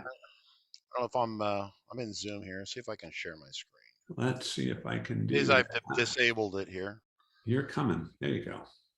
There we go. Do we see me? Presenters can see my screen. So I had the benefit of crawling up the PM department's kind of getting in their face last night and this morning, trying to get some additional information. They kind of said that we didn't cover everything we really wanted to cover. And I said, well, what parts of this presentation are NDA? And really very, very little of it. I'm going to dance around that bit pretty carefully. But this was the conversation is that Claris has, I'm going to use the F word here, forked. They have forked the platform. Okay. Now that's not a bad word. What they are doing is they're giving us an opportunity to live over in the world of FileMaker for the time being, while they have generally a matching set of products that we have over here. So I'm going to say some things sequentially here, and people will only hear parts of these. There are, as of, they announced it yesterday, but as of this morning, it's actually for sale. I actually went out and bought a 5-pack of Claris platform because there is no developer pricing for it. There's no way we can generally get it unless you go pay full price for it, which is what I did this morning. This product here on the right side is basically the kind of the issues, the big issues that we've been kind of dancing around talking about. And Claris is aware of these issues. And I can tell you that it's pretty obvious that they're going to put the product in this product over here in all the data centers. They are very much concerned and are trying to figure out how to address the offline access. So what we have is we have a near-term kind of this split in the road. So here's the deal. When you go to Claris right now, you can buy this, and it seems like, or you can buy this. That is not actually, strictly speaking, what I've said correct. You can buy this at the current price point plus about 10% starting on September 23rd. If you buy this over here, it's about another 10 or 15% right here. And that also comes with everything over here. So if you buy this one now, say like you might use it over the next year, you might want to upgrade over the next year. If you buy this one, you get all this over here. Now, it's true that the two don't talk to each other anymore. They talked to each other before yesterday. Starting yesterday, they kind of turned that switch. And so if you had test and evaluation copies of Claris Pro, they would talk to FileMaker Server over here. They don't anymore. Right. And so you really have to have your own separate servers. And we can talk a little bit about that. But the strategic part is that we're all live over here mostly for the moment. When these issues are not issues anymore, for example, I will simply say that Claris is aggressively trying to resolve ODBC issues. They're trying, once again, I'm saying trying, which means, and ideally this would be coming from them, but I think they're overworked and under staffed, I think, in their communication kind of part of the conversation, getting this messaging out there. But they want to address this one as well. So there's the current connections. I'm not sure what they're going to do with that. Eventually that'll be addressed, I guess. But you have Active Directory. They want to address that. ODBC, they want to address that. There is a separate file format, although it's not a really deep file format. I get the impression that someone will figure out a way to hack it to make sure it goes back and forth. Right now, it's a one-way movement. So when you take a FileMaker file and you move it, where'd my FileMaker files go? They're hiding over here. This is a copy of Starting Point Lite that we have, and it's in FMP12. If you drag it over to this one over here, over to FileMaker Pro 40, thank you very much, 40, it does a conversion, but the conversion is almost either minimal or non-existent. In fact, I was looking at the file. I went into a text editor somewhere, and I was looking to see if I could tweak something to get it to go back. If you change the extension, it still doesn't see, like if you change this back to FMP12, it still is not, that's not a good enough of adjustment. There's something else internally you have to tweak. I don't know what switch that is, but we're kind of eagerly waiting the Josh Ormons and the Monkey Breads and the Wim DeCourts and whoever to figure out how to do that. But that being said, it's like a Roach Motel. What you check it, developers check in over here, they don't check out, right? So once your file's over here, as of today, it doesn't roll back. But I think, like for me, like at the 1 o'clock broadcast today, you know, we actually have this new. We've got this server going over here. We're going to play with this a little bit, but it quacks and acts and it looks exactly like we have before. So immediately you're not missing out on anything. I think what you need to do is check to make sure that your business doesn't need certain things. For example, RCC, after X number of years, we're like very backwards and ancient in this way. We just went to OAuth 6 months ago. After 30 years of like everyone having their own passwords is stupid. But I was never a giant Microsoft fan, but the Azure Active Directory was pretty cool. It's pretty inexpensive or free. So we switched to that. And of course, promptly, we can't use this. So a lot of these items over here are going to be addressed as time goes on. I don't know. Clearly, Claris doesn't want to commit to anything specifically, but I would say that one they said is definitely, I mean, obvious they're going to be in other data centers. Offline support, how are they going to deal with that? Good question. I know they're actively banging away on these. And some of you were hammering Claris about, well, Linux server only, right? Well, once again, and Josh was talking about this, and of course Wim said we don't like this process where, you know, I think some of the things Claris is going to actively on their own initiative fix these and bring these over here. But like the Linux one, I don't think they're going to deal with a Windows server unless enough people scream about it.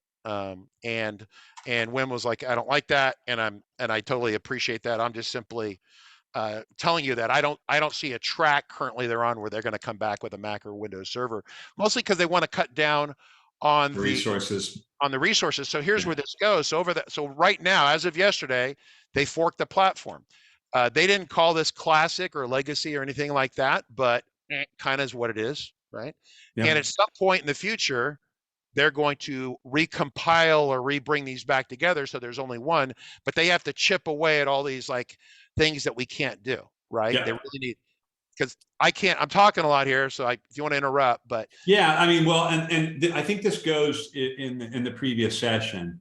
You know, we heard from Len, we heard from Bob, you know, hey, we're having to give up this if it's AD or OAuth, or what are the things that are sort of meaningful for us. And again, my point to Claris, grab a robust system that's connected to 50 users and has ODBC and talks to the web and has a couple of plugins, drag, drop, get it into the .claris file format, and then show me, not first and foremost, before you start trying to whiz bang me with any studio stuff, show me that my legacy code is solid and serviceable and works well and is trouble free.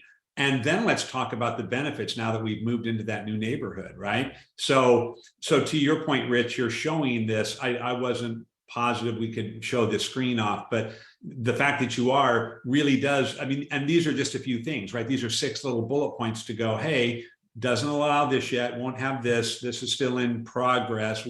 But Claris knows about these things. So the real interesting thing, again, without that lack of roadmap of we are, you know, by October 5th, we're going to have these features in place. And then by January, we're going to be here. To that extent, they're very agile. They're putting out new versions in a pretty rapid fashion. They're getting to things in a timely fashion. But how many of the things that are sort of showstoppers for our legacy customers are going to linger, and for how long? Or are they ever going to get completely? Do we have to throw away any ODBC, JDBC, and recode with the data API or what have you? Right. So I think those are the questions that linger out there for a lot in the development community. Yeah, I get all that. And they would probably rather Rick or someone come on here and have that conversation with them. I think communication is despite what they're trying to say, I don't sense communication at the level we need it. And I'm looking at everyone here. It's just not there yet. And so if their communication was 100%, I would not be here having this conversation. We'd be talking about helicopters and cool stuff. So, right. So understand that this slide, I talked to Rick about this morning. The product is in market. It's shipping right now. This is all public information. Yeah. The part that I'm coloring around the lines for everyone is to say they have interest in addressing these issues. They have no time, no schedule, no guarantee, but they see these as being big enough roadblocks. Like Josh says, if I don't have, well, Josh is talking about Windows Server.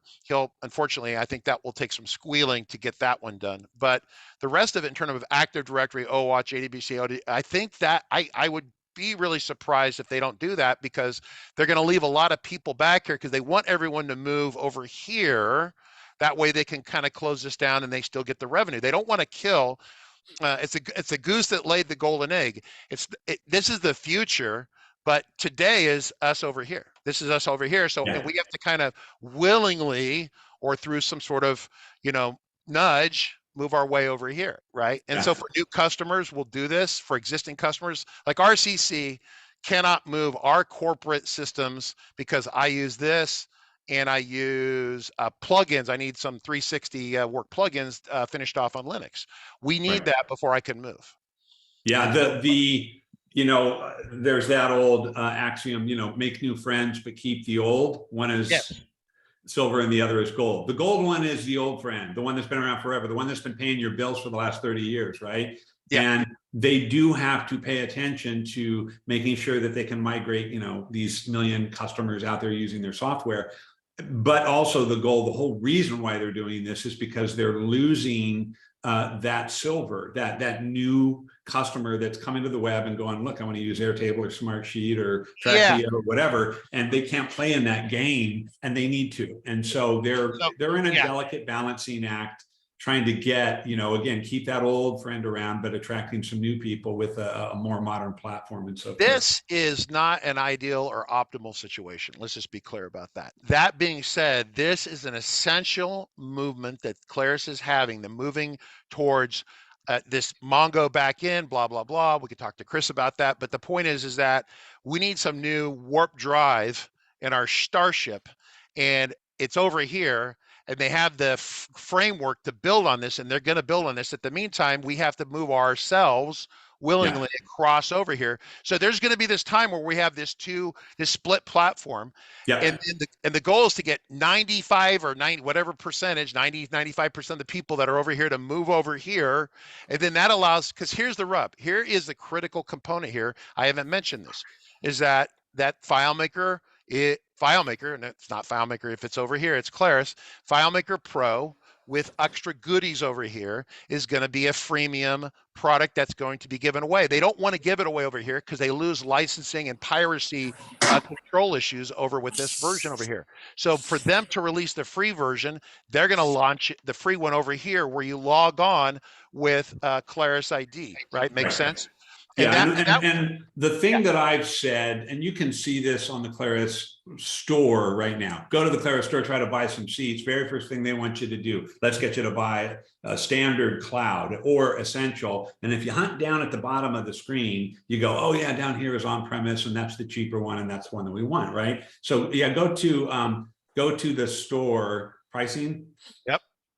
And you go, oh my God, standard, $39 a month. Scroll down over to the left, on-premise server. It's buried down there. They don't want you reaching for that. That's not the thing that they want you to touch, right? They want to start that conversation with cloud, because they're going to have to actively support that platform for years to come, because it's going to be, you know, sort of the Claris Pro platform that works in tandem with Studio. So we're going to see, to your point, Rich, the freemium, the new offerings, the carrot, not the stick, but the carrot part of enticing people. We're not going to see a lot of that on the FileMaker side of this slide. We're going to see it on the left side. We're going to see the free things, the new things, the shiny things, the dashboards, so on and so forth. We've already seen some dashboards and charting and other nice things that are super easy to do on the Claris platform side that we haven't ever had inside the FileMaker side, right?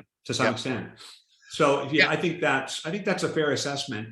And again, when we get that parity of what the application can do, and can it mimic, you know, is the Claris Pro, not Studio, but the Claris Pro side, if it can knock out any of the problems, or just basically give us a nice path for migration of legacy code, then all we have to talk about is we go, yeah, it's the exact same of everything you had before and more. Now I also get Claris Connect. I also get Studio for some scalable web apps that I can integrate with, et cetera. So there's a lot waiting for you over there, but I better have everything. You know, it's like moving to the new house and you go, but it doesn't have a kitchen and a bathroom. And you're like, oh my God, I got to have those. Yeah, you got to have those. Yeah, but once you got those and you got everything you need to kind of be able to live, if your solution can move over there, you go, and the new house has a pool and a bigger garage, you go, oh my God, this is fantastic. This is great. But I got to have that core stuff. So let me drive down here real quick. We'll just take a look at the pricing on here, because Rick brought this up this morning and I wanted to make sure we hit it. So if you scroll way, way down to the bottom, you find the Studio page, which for me, it should be called platform, the Claris platform, whatever, I don't know. So you say buy now. And so this is the important thing to understand. So this is what I bought literally this morning. So normally this would be $900, right, for 5 users. It's up to $1125, and then there's another 10%, you know, chink on this thing after September 23rd. So the base price of this thing is going to go up to like $1,300 or $1,400, whatever. It's going to go from 900 to like say $1,300 something. Right. I want to stop you right here on the slide. You're talking about 5 users, annual license, and you're talking 1125. That's 25% more than what you would pay if you were doing the 900 seat on-prem, blah, blah, right? Yeah. So one of the interesting things that we've been kind of postulating about in conversations with other people, you go, hey, guess what? We're doing this thing a couple of months ago. We're doing this problem solver circle. We're going to let you spend, 15, 20, 25% is what they were quoting, I think, in the last few days. So we have this 25% upsell on the legacy, the right-hand side of that slide of yours, Rich. We're going to charge you 25% more, but we're bundling, you're getting FileMaker, you're getting the site license, you're getting, some of those things. So, one of the things from an expectation of pricing, if you heard me earlier, I said deprecation of features and pricing are the two things that I think a lot of developers want to pay attention to. We're going to see a 25% increase. And I don't know, right now I can choose to buy a $900 5-user on-prem version of FileMaker. I can do that a la carte. I don't have to buy Claris Connect. I don't have to buy Studio. I don't have to buy anything other than, server and 5 clients. So the interesting thing that we're seeing them do at this moment, before Studio even was released, is we're talking about a bundle that costs 25% more. I think they're setting that pricing expectation because what you're showing me here is exactly that. It's the new side at 25% over what you've been paying in the last round, right? So I think they're trying to set that expectation, that level set of pricing. You get a lot of stuff, but it's 25% more. And when you move over to the new platform, it's about 25% more with a lot of stuff that comes with it, right? What I would expect to see, and they haven't, I'm speculating here, but given this is our new world that we live in, and we have this side and this side, I would expect that you're going to see it. In an ideal world, you'd see both. And you'll see a left and a right side, although knowing them, they'll probably just pitch this one up here. And then you'll have to come down here and say, well, if you're a red-haired stepchild and you're using the legacy stuff, you can buy it over here if you want to buy the old. But really, for clarity, because I'd rather, I hate it when people call me because they can't navigate basic stuff. So they can't find out a download starting point on my website or something. I hate that. So I would rather have the left and a right side and explain the benefits and let them choose here. I guess eventually we're going to see that. Having Claris Connect split out, I think that goes away.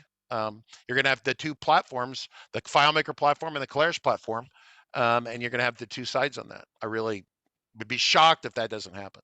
Well, and one of the other things that we've seen at times, like let me just give you an example. Claris, when Claris came out with FileMaker Cloud, there was one offering, and it was, you're going to pay this. It's going to be an incredible big, triple the price of what you're paying for your on-prem. If you had an on-prem license and threw your stuff up on Point and Space or 888 or one of the hosting centers or whatever, you were going to spend quite a bit less. And then they threw it to, FileMaker Cloud. That standard thing was quite a bit more. And what they did, I think they found out there wasn't as much adoption. And so they did come out and go, look, we're going to do this lower end essential package. You can have 3 databases, up to 10 users, and it's quite a bit more affordable. And that package actually stacks up well financially against buying an on-prem and going with a third-party hosting company. So in that respect, they started with, here's what you have to spend and what you get, and didn't get the adoption that they wanted, I think. And later they bifurcated that and said, here's the low end offering for a little bit more, and here's the higher end offering. So my question, rhetorical question is, are we going to do this? You're going to spend X amount of dollars and get everything that Claris wants. Are they going to get pushback or lack of adoption on some of those things? And people go, I really just need AB. I don't need A, B, C, D, and E.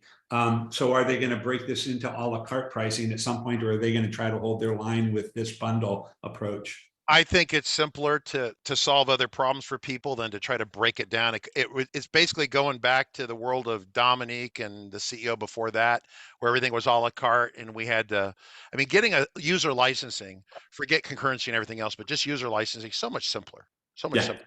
You can complain that the price is too high or some feature got left behind. But I think from a sales standpoint, salespeople, it's easy for them. Understand that the salespeople at Claris and my salespeople, a person just like them, they're not tech people, right? They're like, hey, you want to buy this? It's really great, right? Right. And that's the conversation. It's really great. And this is great. And they have, you know, and all they care about, my sales guy that works for me doesn't, I mean, I'm not being mean to him, and he'd argue with me if he's here, but he gets the thrill of the deal, right? The thrill of the sale. He's not a tech person. I mean, for him to have a 3-button mouse is asking a lot, right? And but he loves to meet. He'd be just as happy selling BMW cars or, you know, timeshare. Yeah, the conquest is the conquest is his excitement. So, but you have to simplify it for them because they're not technical. So having a simplified sales model is in everyone's business best interest, even at Claris, even more so, because they have a bunch of salespeople and they have to train them. If it's complicated here, they got to train them. That's gonna be really hard. Yeah, it is. I mean, in some respects, I seem to have remembered almost every release in the last, let's just say 4 or 5 years, where we hear, you know, the licensing, it's really gotten simpler, and I'm going, and it hasn't. There's 14 caveats to this and that, and SBA, and what if you've got concurrency and all that. To some extent, it's an opportunity, even if the pricing is higher, it is an opportunity to go, it's a bundle, it includes everything, it's a single price, very easy to figure out your budget and go from there, right? I would simply say, and you hear me gasping and sighing endlessly because you're correct. And I will say this again, just because it bears repeating, and people, we talk and I train, and one of the things I know is people hear about a third of what you say. This licensing and this structure and all this right here is way more complicated than any of us, including Claris, would like it to be. But the reason this is split like this is because they have this North Star, we're not going to break your stuff. And and it gives us time to bring parity over here from things that are missing. And we have to buy us some time. So they doled out some complexity near term to buy them some time to code this to the way it needs to be to get most everyone moved over, to convince Josh Ormond that this is in his best interest and we will do that, right?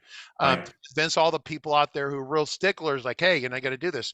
So they bought themselves some time with this strategy, but in the near term, from a complexity standpoint, this sucks, right? Because I mean, like, check out my application folder. So over here, I got FileMaker 1942, 1951. I think this is now 53. I think I didn't rename it.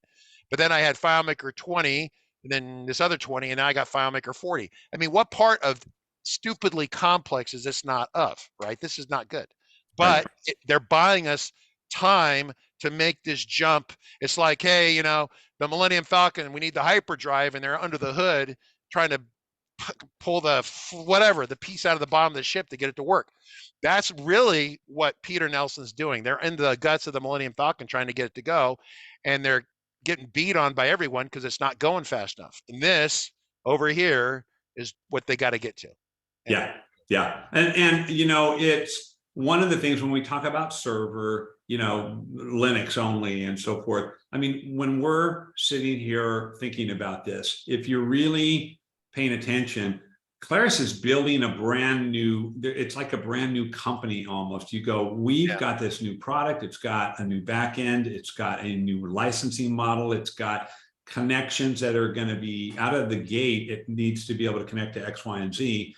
There's and the sort of asterisk, oh yeah, by the way, it should work with existing FileMaker systems. That's just an elevator shaft that goes 30 floors down into, you know, complexity and so forth. So just, you know, it's funny with finite resources and, you know, and resources and income and capital and manpower and time, these things are all sort of have got some limitations on them.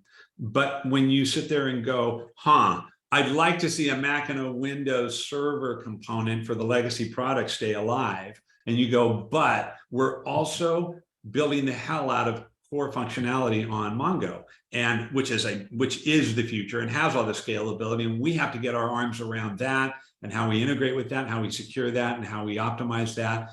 So which of those is the better, you know, which of those is the better path? I always use this metaphor from Jerry Seinfeld. You walk into the pharmacy and you go, I've got some pain, and there's two kinds of painkiller, fast acting and long lasting. And you have to ask yourself, do I want to feel better now or later, right?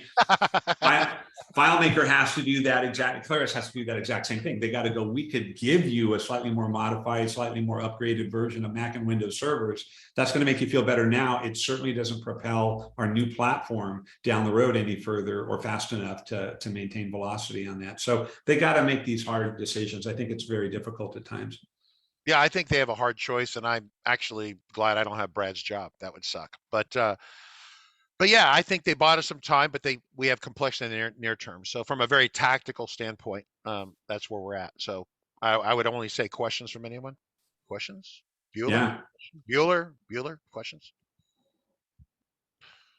Can you use Claris ID to external authenticate to on-premise FileMaker server? Not yet. That's what, well, that's what this is supposed to do here. So when and that's what I'm trying to get running between here and say another 50 minutes, is we have this Linux server over here. For this to all work, you're going to authenticate your FileMaker Pro. Let me see where we're at with this. So if I go to FileMaker Pro, this is it right here, Claris Pro. Sorry, if I say FileMaker, I'm sorry. If I say switch Claris ID, this is where you log in and authenticates you. So the Studio ID and the Claris ID have been combined together. It's only one ID, right? Makes sense.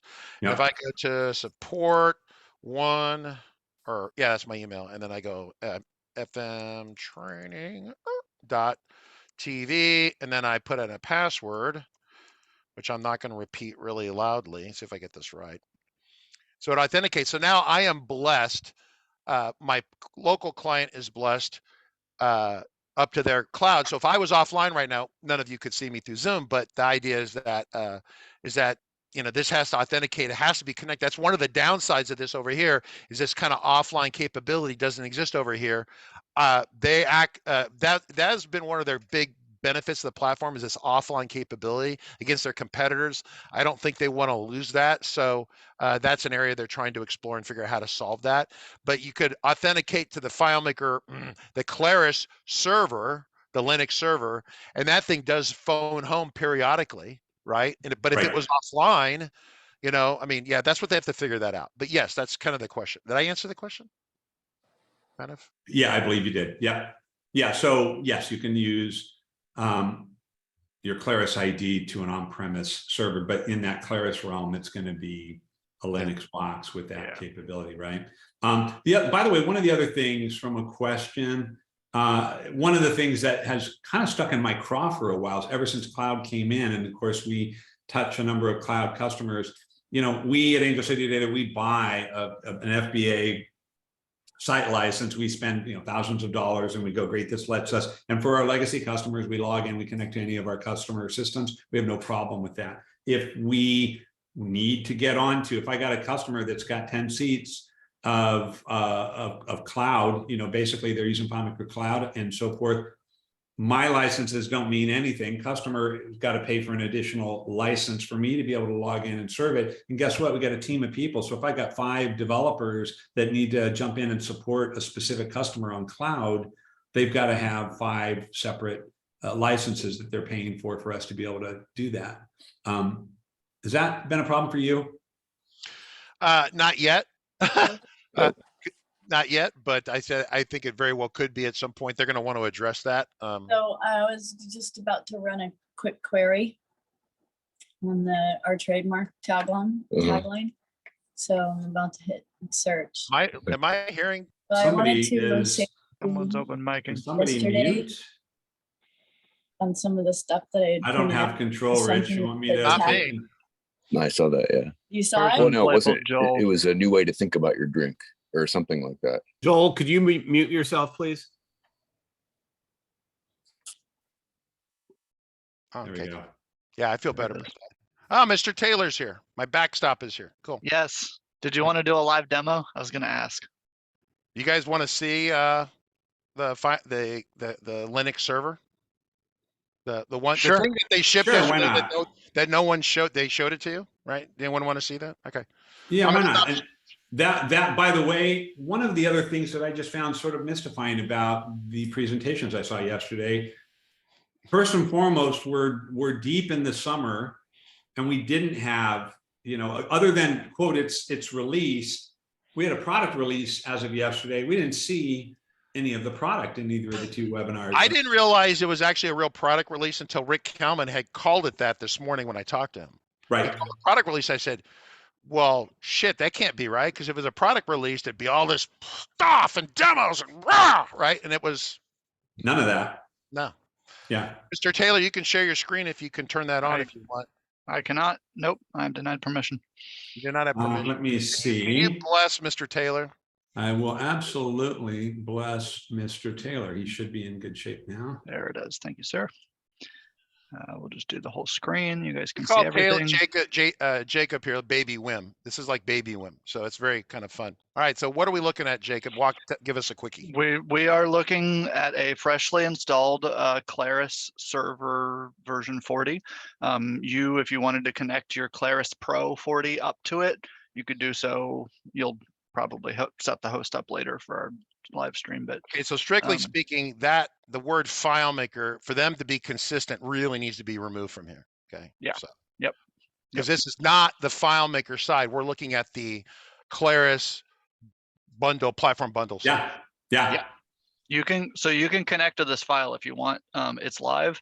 I did have to, so it does not host .fmp12s. And I know that because I tried, because I didn't listen to Richard before. And so it was like, why won't the FMP12 open? And it's like, there's no valid databases. And I had to pull down Pro and convert it and then upload it again. And that worked. But it's basically the same thing here as everything. Basically the same. Yeah. Otherwise, basically the same. There's some cosmetic changes. They've updated some of the paths and things like that. It doesn't matter too much. It's under the hood stuff. But yeah, for the most part, this is a new version of FileMaker Server with a slightly different requirement on what the database name is that goes into it. So from what I can tell, anyway. But you can't connect this with the FileMaker client. So once again, I don't have my slide up, but that left side, this is that left side, and it's very much separated and forked. Am I using the word forked here correctly, Jacob? Yeah, bifurcated, forked, whatever. Yep. Yeah, and so the other quick question I would have is, are all the command line keys, FMS admin, or are we gonna still have to relearn yes, those? I had to figure out how to open the file. So yes. So I don't know if it's a time to air grievances or not. I assume that we'll do that on stream if we're not going to do it now. I had some challenges getting it up and running is the short version. Unlike, I'll put it the most polite way possible, unlike FileMaker Server, the existing in-market product, it requires desktop environment on the Linux server, which is interesting. The previous one, I believe, had an option to do so.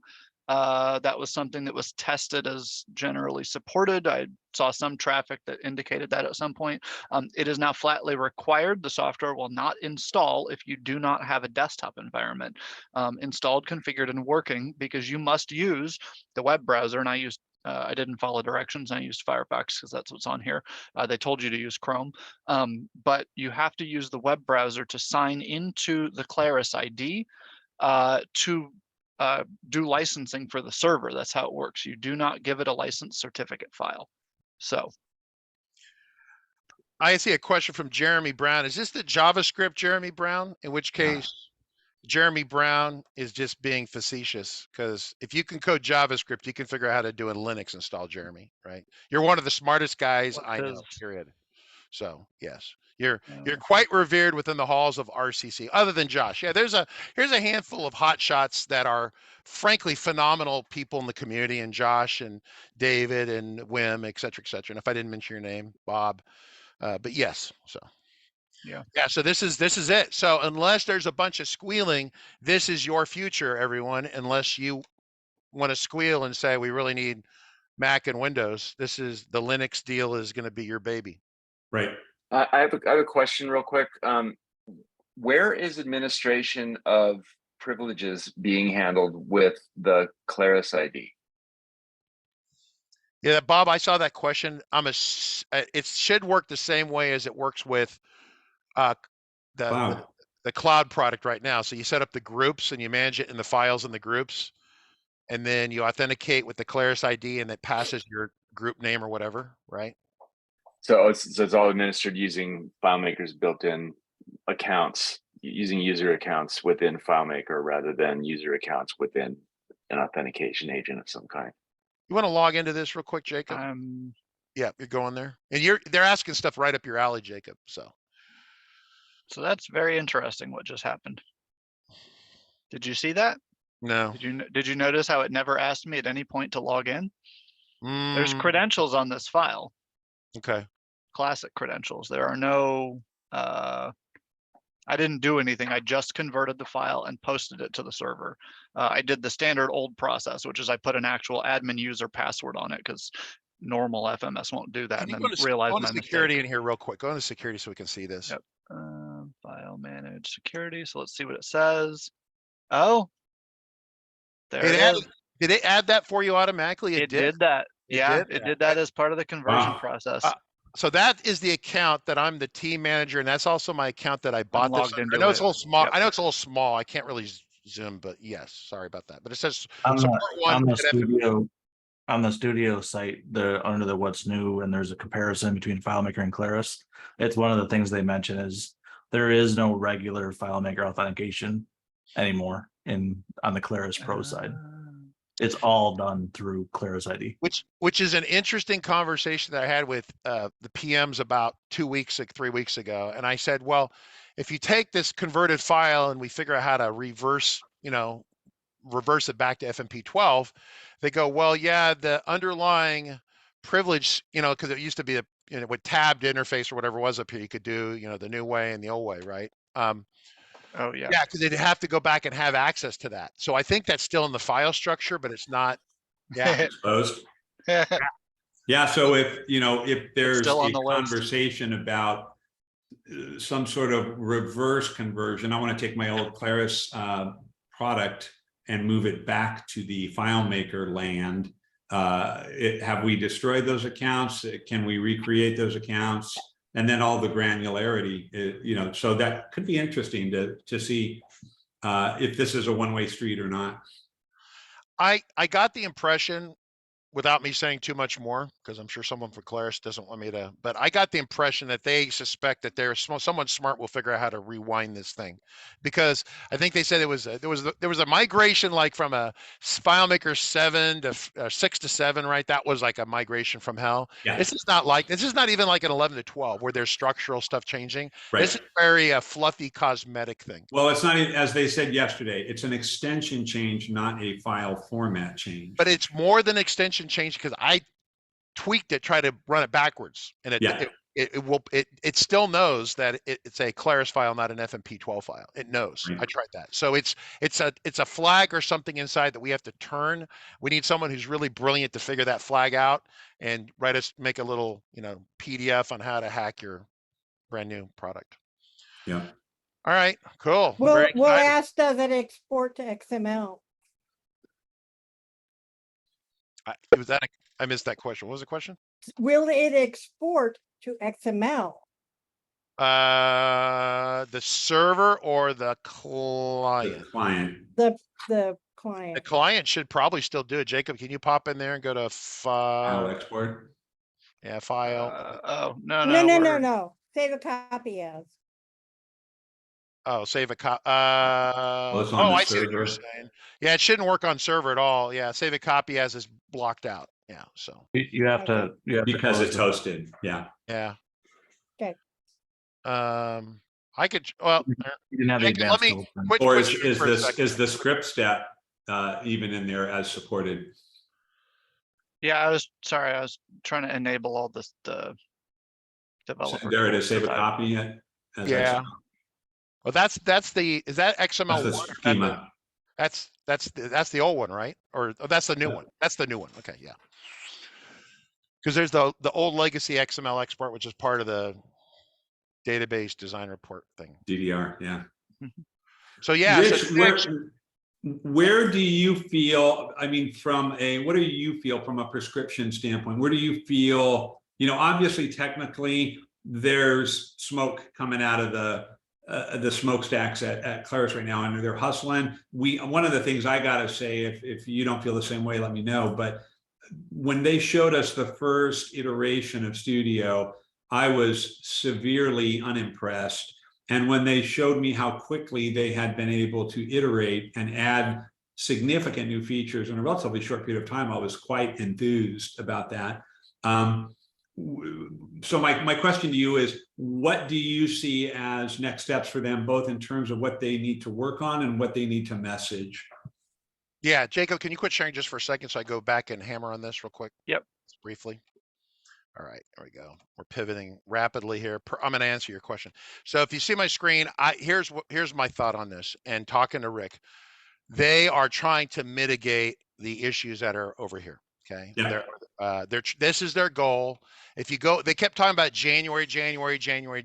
I would expect some of these, or a big chunk of them, or whatever, to be remediated by January, because they want to get people moving over and using this stuff. So that's the smokestacks. That's what they're working on. I have yet to see, and I'm not picking on anyone, but this is kind of me being excruciatingly obvious or honest. I say, I have not been blown away like you, David, by anything they have done yet, but I was blown away, as Chris Moyer pointed out, by the velocity of the iterations. Right. And so I'm thinking that at some point we're going to like right now, here we are, we got two sides of this thing and it kind of sucks. And is there anything in here that we really need right now? Not really, not really, but I expect someday, over the next 3, 5, 6, 7 months, whatever, that they will show us something that I have to have. I have to have it. I must have it immediately. Give it to me now. That's the carrot, right? And I'm waiting for that, but we don't have it right now. For those of you who are going like, oh, I'm under impressed yesterday. No shit, right? I think that they're just trying to keep the boat afloat while we get through this spot. Because if you think about what we had DevCon, and Srini got on stage, or a former product manager, his name rhymes with Heaney, was on stage and made a ton of promises, and the engineers and the product managers down there had no idea of what he was doing or why he was doing. He was inventing stuff on stage, literally. So it took him a while to figure out that maybe the track he was on was not the good track. I think Claris has only been on the correct track here for maybe 12 to 18 months. I think it took him. So really, we lost 18 months or whatever it was, gone. And so now that's where we're at. So we are kind of where we should have been early 2021 or something, right? Whatever. Right. The other aspect, we talked about the two different not competing, but complementary or unique revenue streams, legacy customers, right? And then also the new people. And so what I said earlier, guess what? For all of us legacy developers, we got these dozens of customers out there using robust FileMaker systems. We want to know that we can move them over, and that gets those people. Claris adding new features to Studio that aren't necessarily in parity with FileMaker gets them those new customers, right? So they're going to have to, they need both. They want to get the legacy developers and they want to get new growth. But one of the things that's interesting when you watch the webinar with Brad and Peter yesterday and so forth, I want to get a project management tool in by January. That's not saying, and again, I'm not saying it's not going to happen, but the stack that you have here on the right, Rich, the, concurrent, Active Directory, etc., saying I want to be able to drag and drop a robust FileMaker system on top of Claris Pro and have it convert and work perfectly by January. That's a different agenda than saying I want to have Kanban boards with live dashboards and alerts and things that go along with the project management tool. So to some extent, these are competing agendas, right? Let's get compatibility and let's judge the people out in the marketplace with some really hot new things. And we're going to have to watch how much they pivot, how much resource and how much time and effort they put into each of those, because they're both important. Yeah, the Claris, let's be clear about the Claris sales team. The Claris sales team, you can't see me, bring up all the people here in this webinar, minus anyone who gets a check from Apple. You are You are the Claris sales team. And so what happens yesterday? They do some important framework, foundational kind of stuff, but is the sales team enthusiastic? Are they excited? No, they have to do something to juice up the sales team to get the sales team excited. And I think that's the next step. And they need to deliver something over here that we really, really want to have, that we need. And that will get the 50,000 developers out there excited talking about it, right? Yeah. So, but you know, this is the step they had to do before that. So it's, we're taking our medicine, I guess. I don't know. Yeah, I mean, and again, it's a full agenda. We're moving on to a new platform, brand new backend, brand new infrastructure, scalability, servers, load balancing, data centers. There's a lot of plates in the air on that new platform. And then, you know, obviously to migrate, we've already seen, like you were saying, 6 to 7 was a huge leap for the platform. And what was waiting on the other side, unlimited tables and huge storage and all those things that were waiting for us were worth the effort. But it was a little bit cumbersome and bloody at times doing those conversions. By far, it was horrible. Yeah. So, you know, hopefully, and I know there's enough old dogs, you know, you've got Andy and Rick and some of the old dogs inside of Claris that were around in those days and go, we don't want to repeat that. But they've also got a tall order to get all that functionality into this new platform and everything working seamlessly. So we're going to probably see, you know, the board go, oh, Studio got some great improvements and now there's more parity with Pro than there was before. And we're going to probably see a gentle sort of seesawing up as they bring both of these agenda items forward. So this is the link that's in your chat. I want to point this out. And then how late are we going to be going today? Are we about done? We've got probably another 5 or 10 minutes is probably a good place to. Okay. Yeah. Because then I have to pivot to the next. Yeah. So, but yeah, this is pointed out. Josh pointed this out. Some other people point this out. This is the besides this slide, which is kind of the big items. This is more of in the weeds of what is the difference between the two sides, right? Yeah. And you should probably go through this and look at this.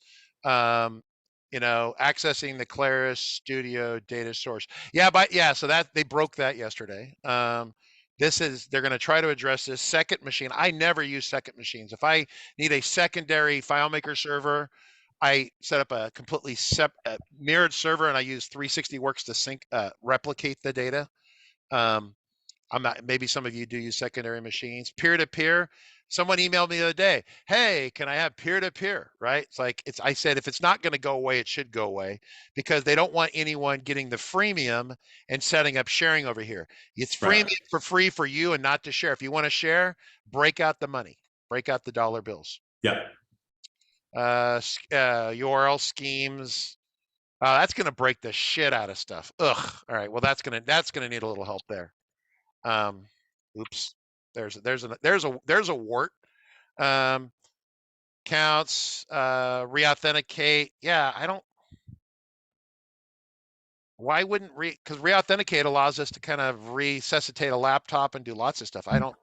Is it really not supported? Because the token won't matter. You'll use a token instead of actually having that shared session thing between the server. Yeah. You'll talk to Claris instead if you need to do that. Or Amazon Cognito, whatever somebody said. Yeah.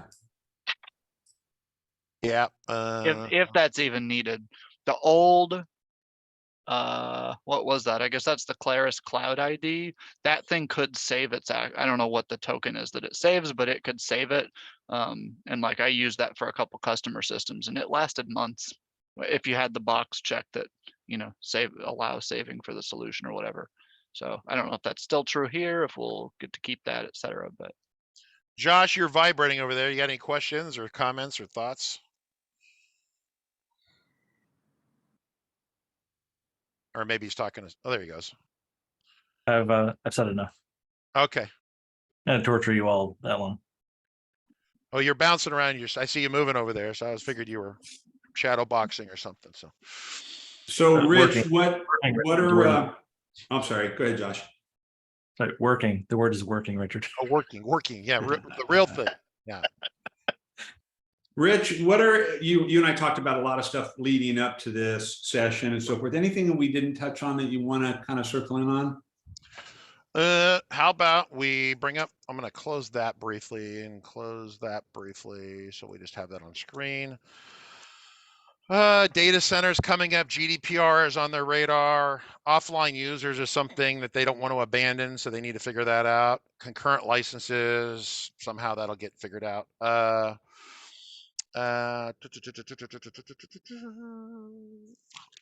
Burden, yeah, there's that. The PM product management is aware that the communication is not where it needs to be. But I shall say that product management is not in charge of the company, so that would be up to other people to decide what you're going to do with that.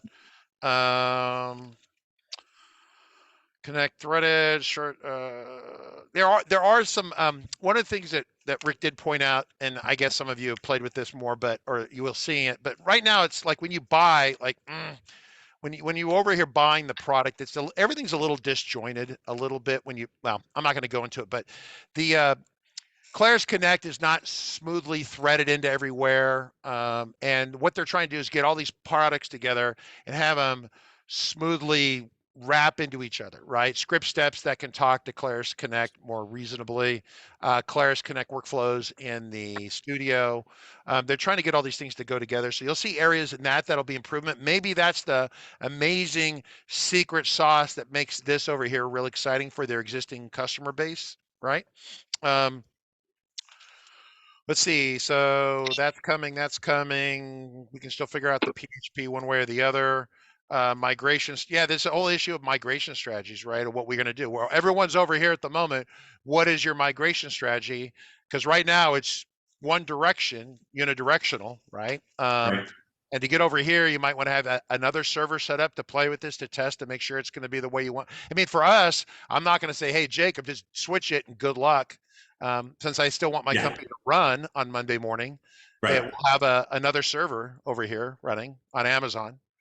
You know, a small little tidbit that's going to be interesting. Again, this product just came out yesterday and so forth. Nobody's had a chance to answer these questions. Does the data migrator tool, if we're in a system and we've got this data migrator tool, is that going to work with the .claris file extension, or does that tool need to be redone as well? So let's just say we've got, 12 gigabytes of data in a FileMaker Pro system. We convert it. We've committed to the Claris platform. We're over there now, and I got to do an offline bit of coding and then migrate the data into a set of clones or whatever. Do I have the data migrator to help me there, or is that left over in FileMaker land? No, they'd have to bring that over. I mean, I hopefully you're asking that rhetorically. That's such a critical piece of technology. You don't want to lose that. No. None of us want to lose that capability going backwards, right? Yeah. No, that would be very, very backwards. I doubt it's actually functional right now. Probably Clay has it on his computer and he hasn't given it to anyone yet. I guess, I don't know. Maybe Wim, you've been playing with it, but. Yeah, and Beverly's talking about auto. Are all of these third-party tools, third-party plugins, libraries, things of that nature? Is the Carafe set of files going to continue to work? Are there, all of these little third-party add-on and libraries and integration pieces and so forth? There's, that's the other thing too, is I think we're looking at the high point, both that web page, what's supported in the FileMaker platform versus the Claris platform, super helpful. But also then we're going to get into the minutia where you go, oh, I'm using the Monkey Bread plugin, which does not support X, Y, and Z, et cetera, et cetera. And from that same standpoint, are there things that we need to be aware of? Linux operating system, on the server, for server side things, are there things that we have to be cautious of there?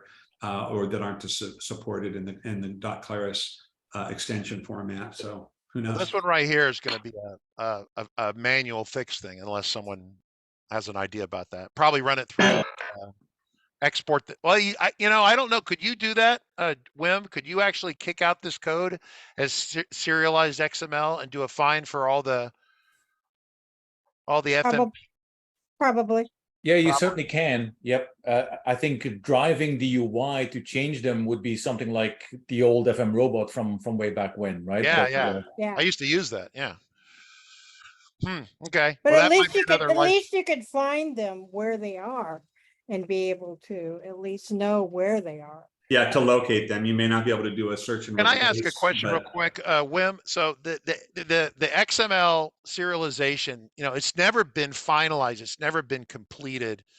And, you know, it was always the thing you could export out of it. But if you, it's like a Star Trek transporter. We always would train people on this. It's like, imagine you could beam David Knight from LA and up to San Francisco, but he's missing a finger when he shows up. Sorry, David, kiss your ass goodbye. Your finger's gone, it's never coming back. Is the rematerialization process of the XML 100% good, or are we still not trusting it to do its job? No, it's not complete. There's a lot of things in there that they've never gotten around to finalizing. And I know that a lot of the engineers at Claris are dying to work on this because they see the value in this. It hasn't been high enough on the priority. This is one of the things I think as a advanced developer community, if we want to scream about something, that'd be the thing to finish, right? Because it's I won't say that they're halfway there, but I think they are more than halfway there. They just need to finish that. Oh, I think they're 90%, but you know, if you're only going to get 90% of your toes and fingers back after it's over, you're going to be very unhappy. So absolutely. All right. One of the things to consider there with the URLs and the schemas is don't forget that you may have a lot of external dependencies, code that isn't in FileMaker, so that you wouldn't be able to find by running XMLs, right? So that's a good one. Yep. A bunch of stuff. Yeah, I think, you know, it's funny that side-by-side support level thing, I think, you know, hopefully that list gets smaller, but also more granular and more detailed. And I think it's going to serve the community well to go, you know, you remember back in the 6 days, you go, oh, I don't have to be an expert at this. I've got metadata magic, do these 5 steps in this order, and we'll get you the rest of the way, right? In some respects, if we get to the point where we go, wow, the Claris platform is solid enough to convert a robust system for 50 users and work in the side, but make sure you check your URLs, check your third-party plugins. I think there being a succinct list of checkoff points, a checklist of what could possibly go wrong. And that's probably something that the community might want to help put together, because I don't think Claris engineers have any idea how we use this, and things that are pointing into FileMaker, things that are pushing out of FileMaker. I think that's something that we're going to want to probably put a safety kit together of do's and don'ts before you do a conversion. Agreed. And just one quick point that is sideways related to the iteration and the speed there. As Jacob was showing his admin console, because I was doing the same thing on one of my servers to play with it, and I'm going like, Jacob's version is different than mine. I have 40.1.18 and you have 40.2.19. So I went back to the studio website and lo and behold, there's a new version there already, right? So they're putting these things up there without prior notice. So they didn't say anything. So I bought it this morning, paid full price, right? And that was the version this morning. So yep. So clearly they've already uploaded a new version since yesterday when I downloaded it. So we're talking 24 hours. Yeah. Is that wow? Yep. Wow. I grabbed the link. Richard pasted it in chat this morning. I bought it this morning. In fact, you guys were already I was finishing the order while you were doing your morning warm up at 9:30 this morning. So yeah. Right on. Hey guys, anybody have any parting questions for Rich? Yeah, I got to get to my live TV show. Yeah. I got to do this all over again. Well, Jacob, Wim, thanks for piping in and helping out on this. Richard, great job, great insights. You've done a lot of legwork for the rest of the community. We're forever in your debt. And thanks for coming out here. And you know, there's a version 2 of this. I'd probably want to tap you on the shoulder for sometime in the future after the product's out a little further and you've had a little more time to play with it. Let's hear your perceptions at that point too. Yeah, I'm guardedly optimistic, but yeah, I think they're going the right direction. I think we're taking our medicine and we have to have it. I mean, we're basically paying right now for a whole lot of questionable decision making over the last 10, 15 years, right? Yeah. Finally, we're on the track to fix that, but it takes time. It's going to take a little effort. Yeah. Yep. Cool. Great. Great having everybody today. Hope you guys enjoyed the meeting. We'll be looking forward. I think Lynn Allen is in charge of the next meeting. We've already got a few things brewing there, but we'll keep you guys posted online with what the next meeting content is. Thanks again to Rosemary, to Gianine, and obviously to Richard for their contributions today. Hope you guys have a good weekend. Very good.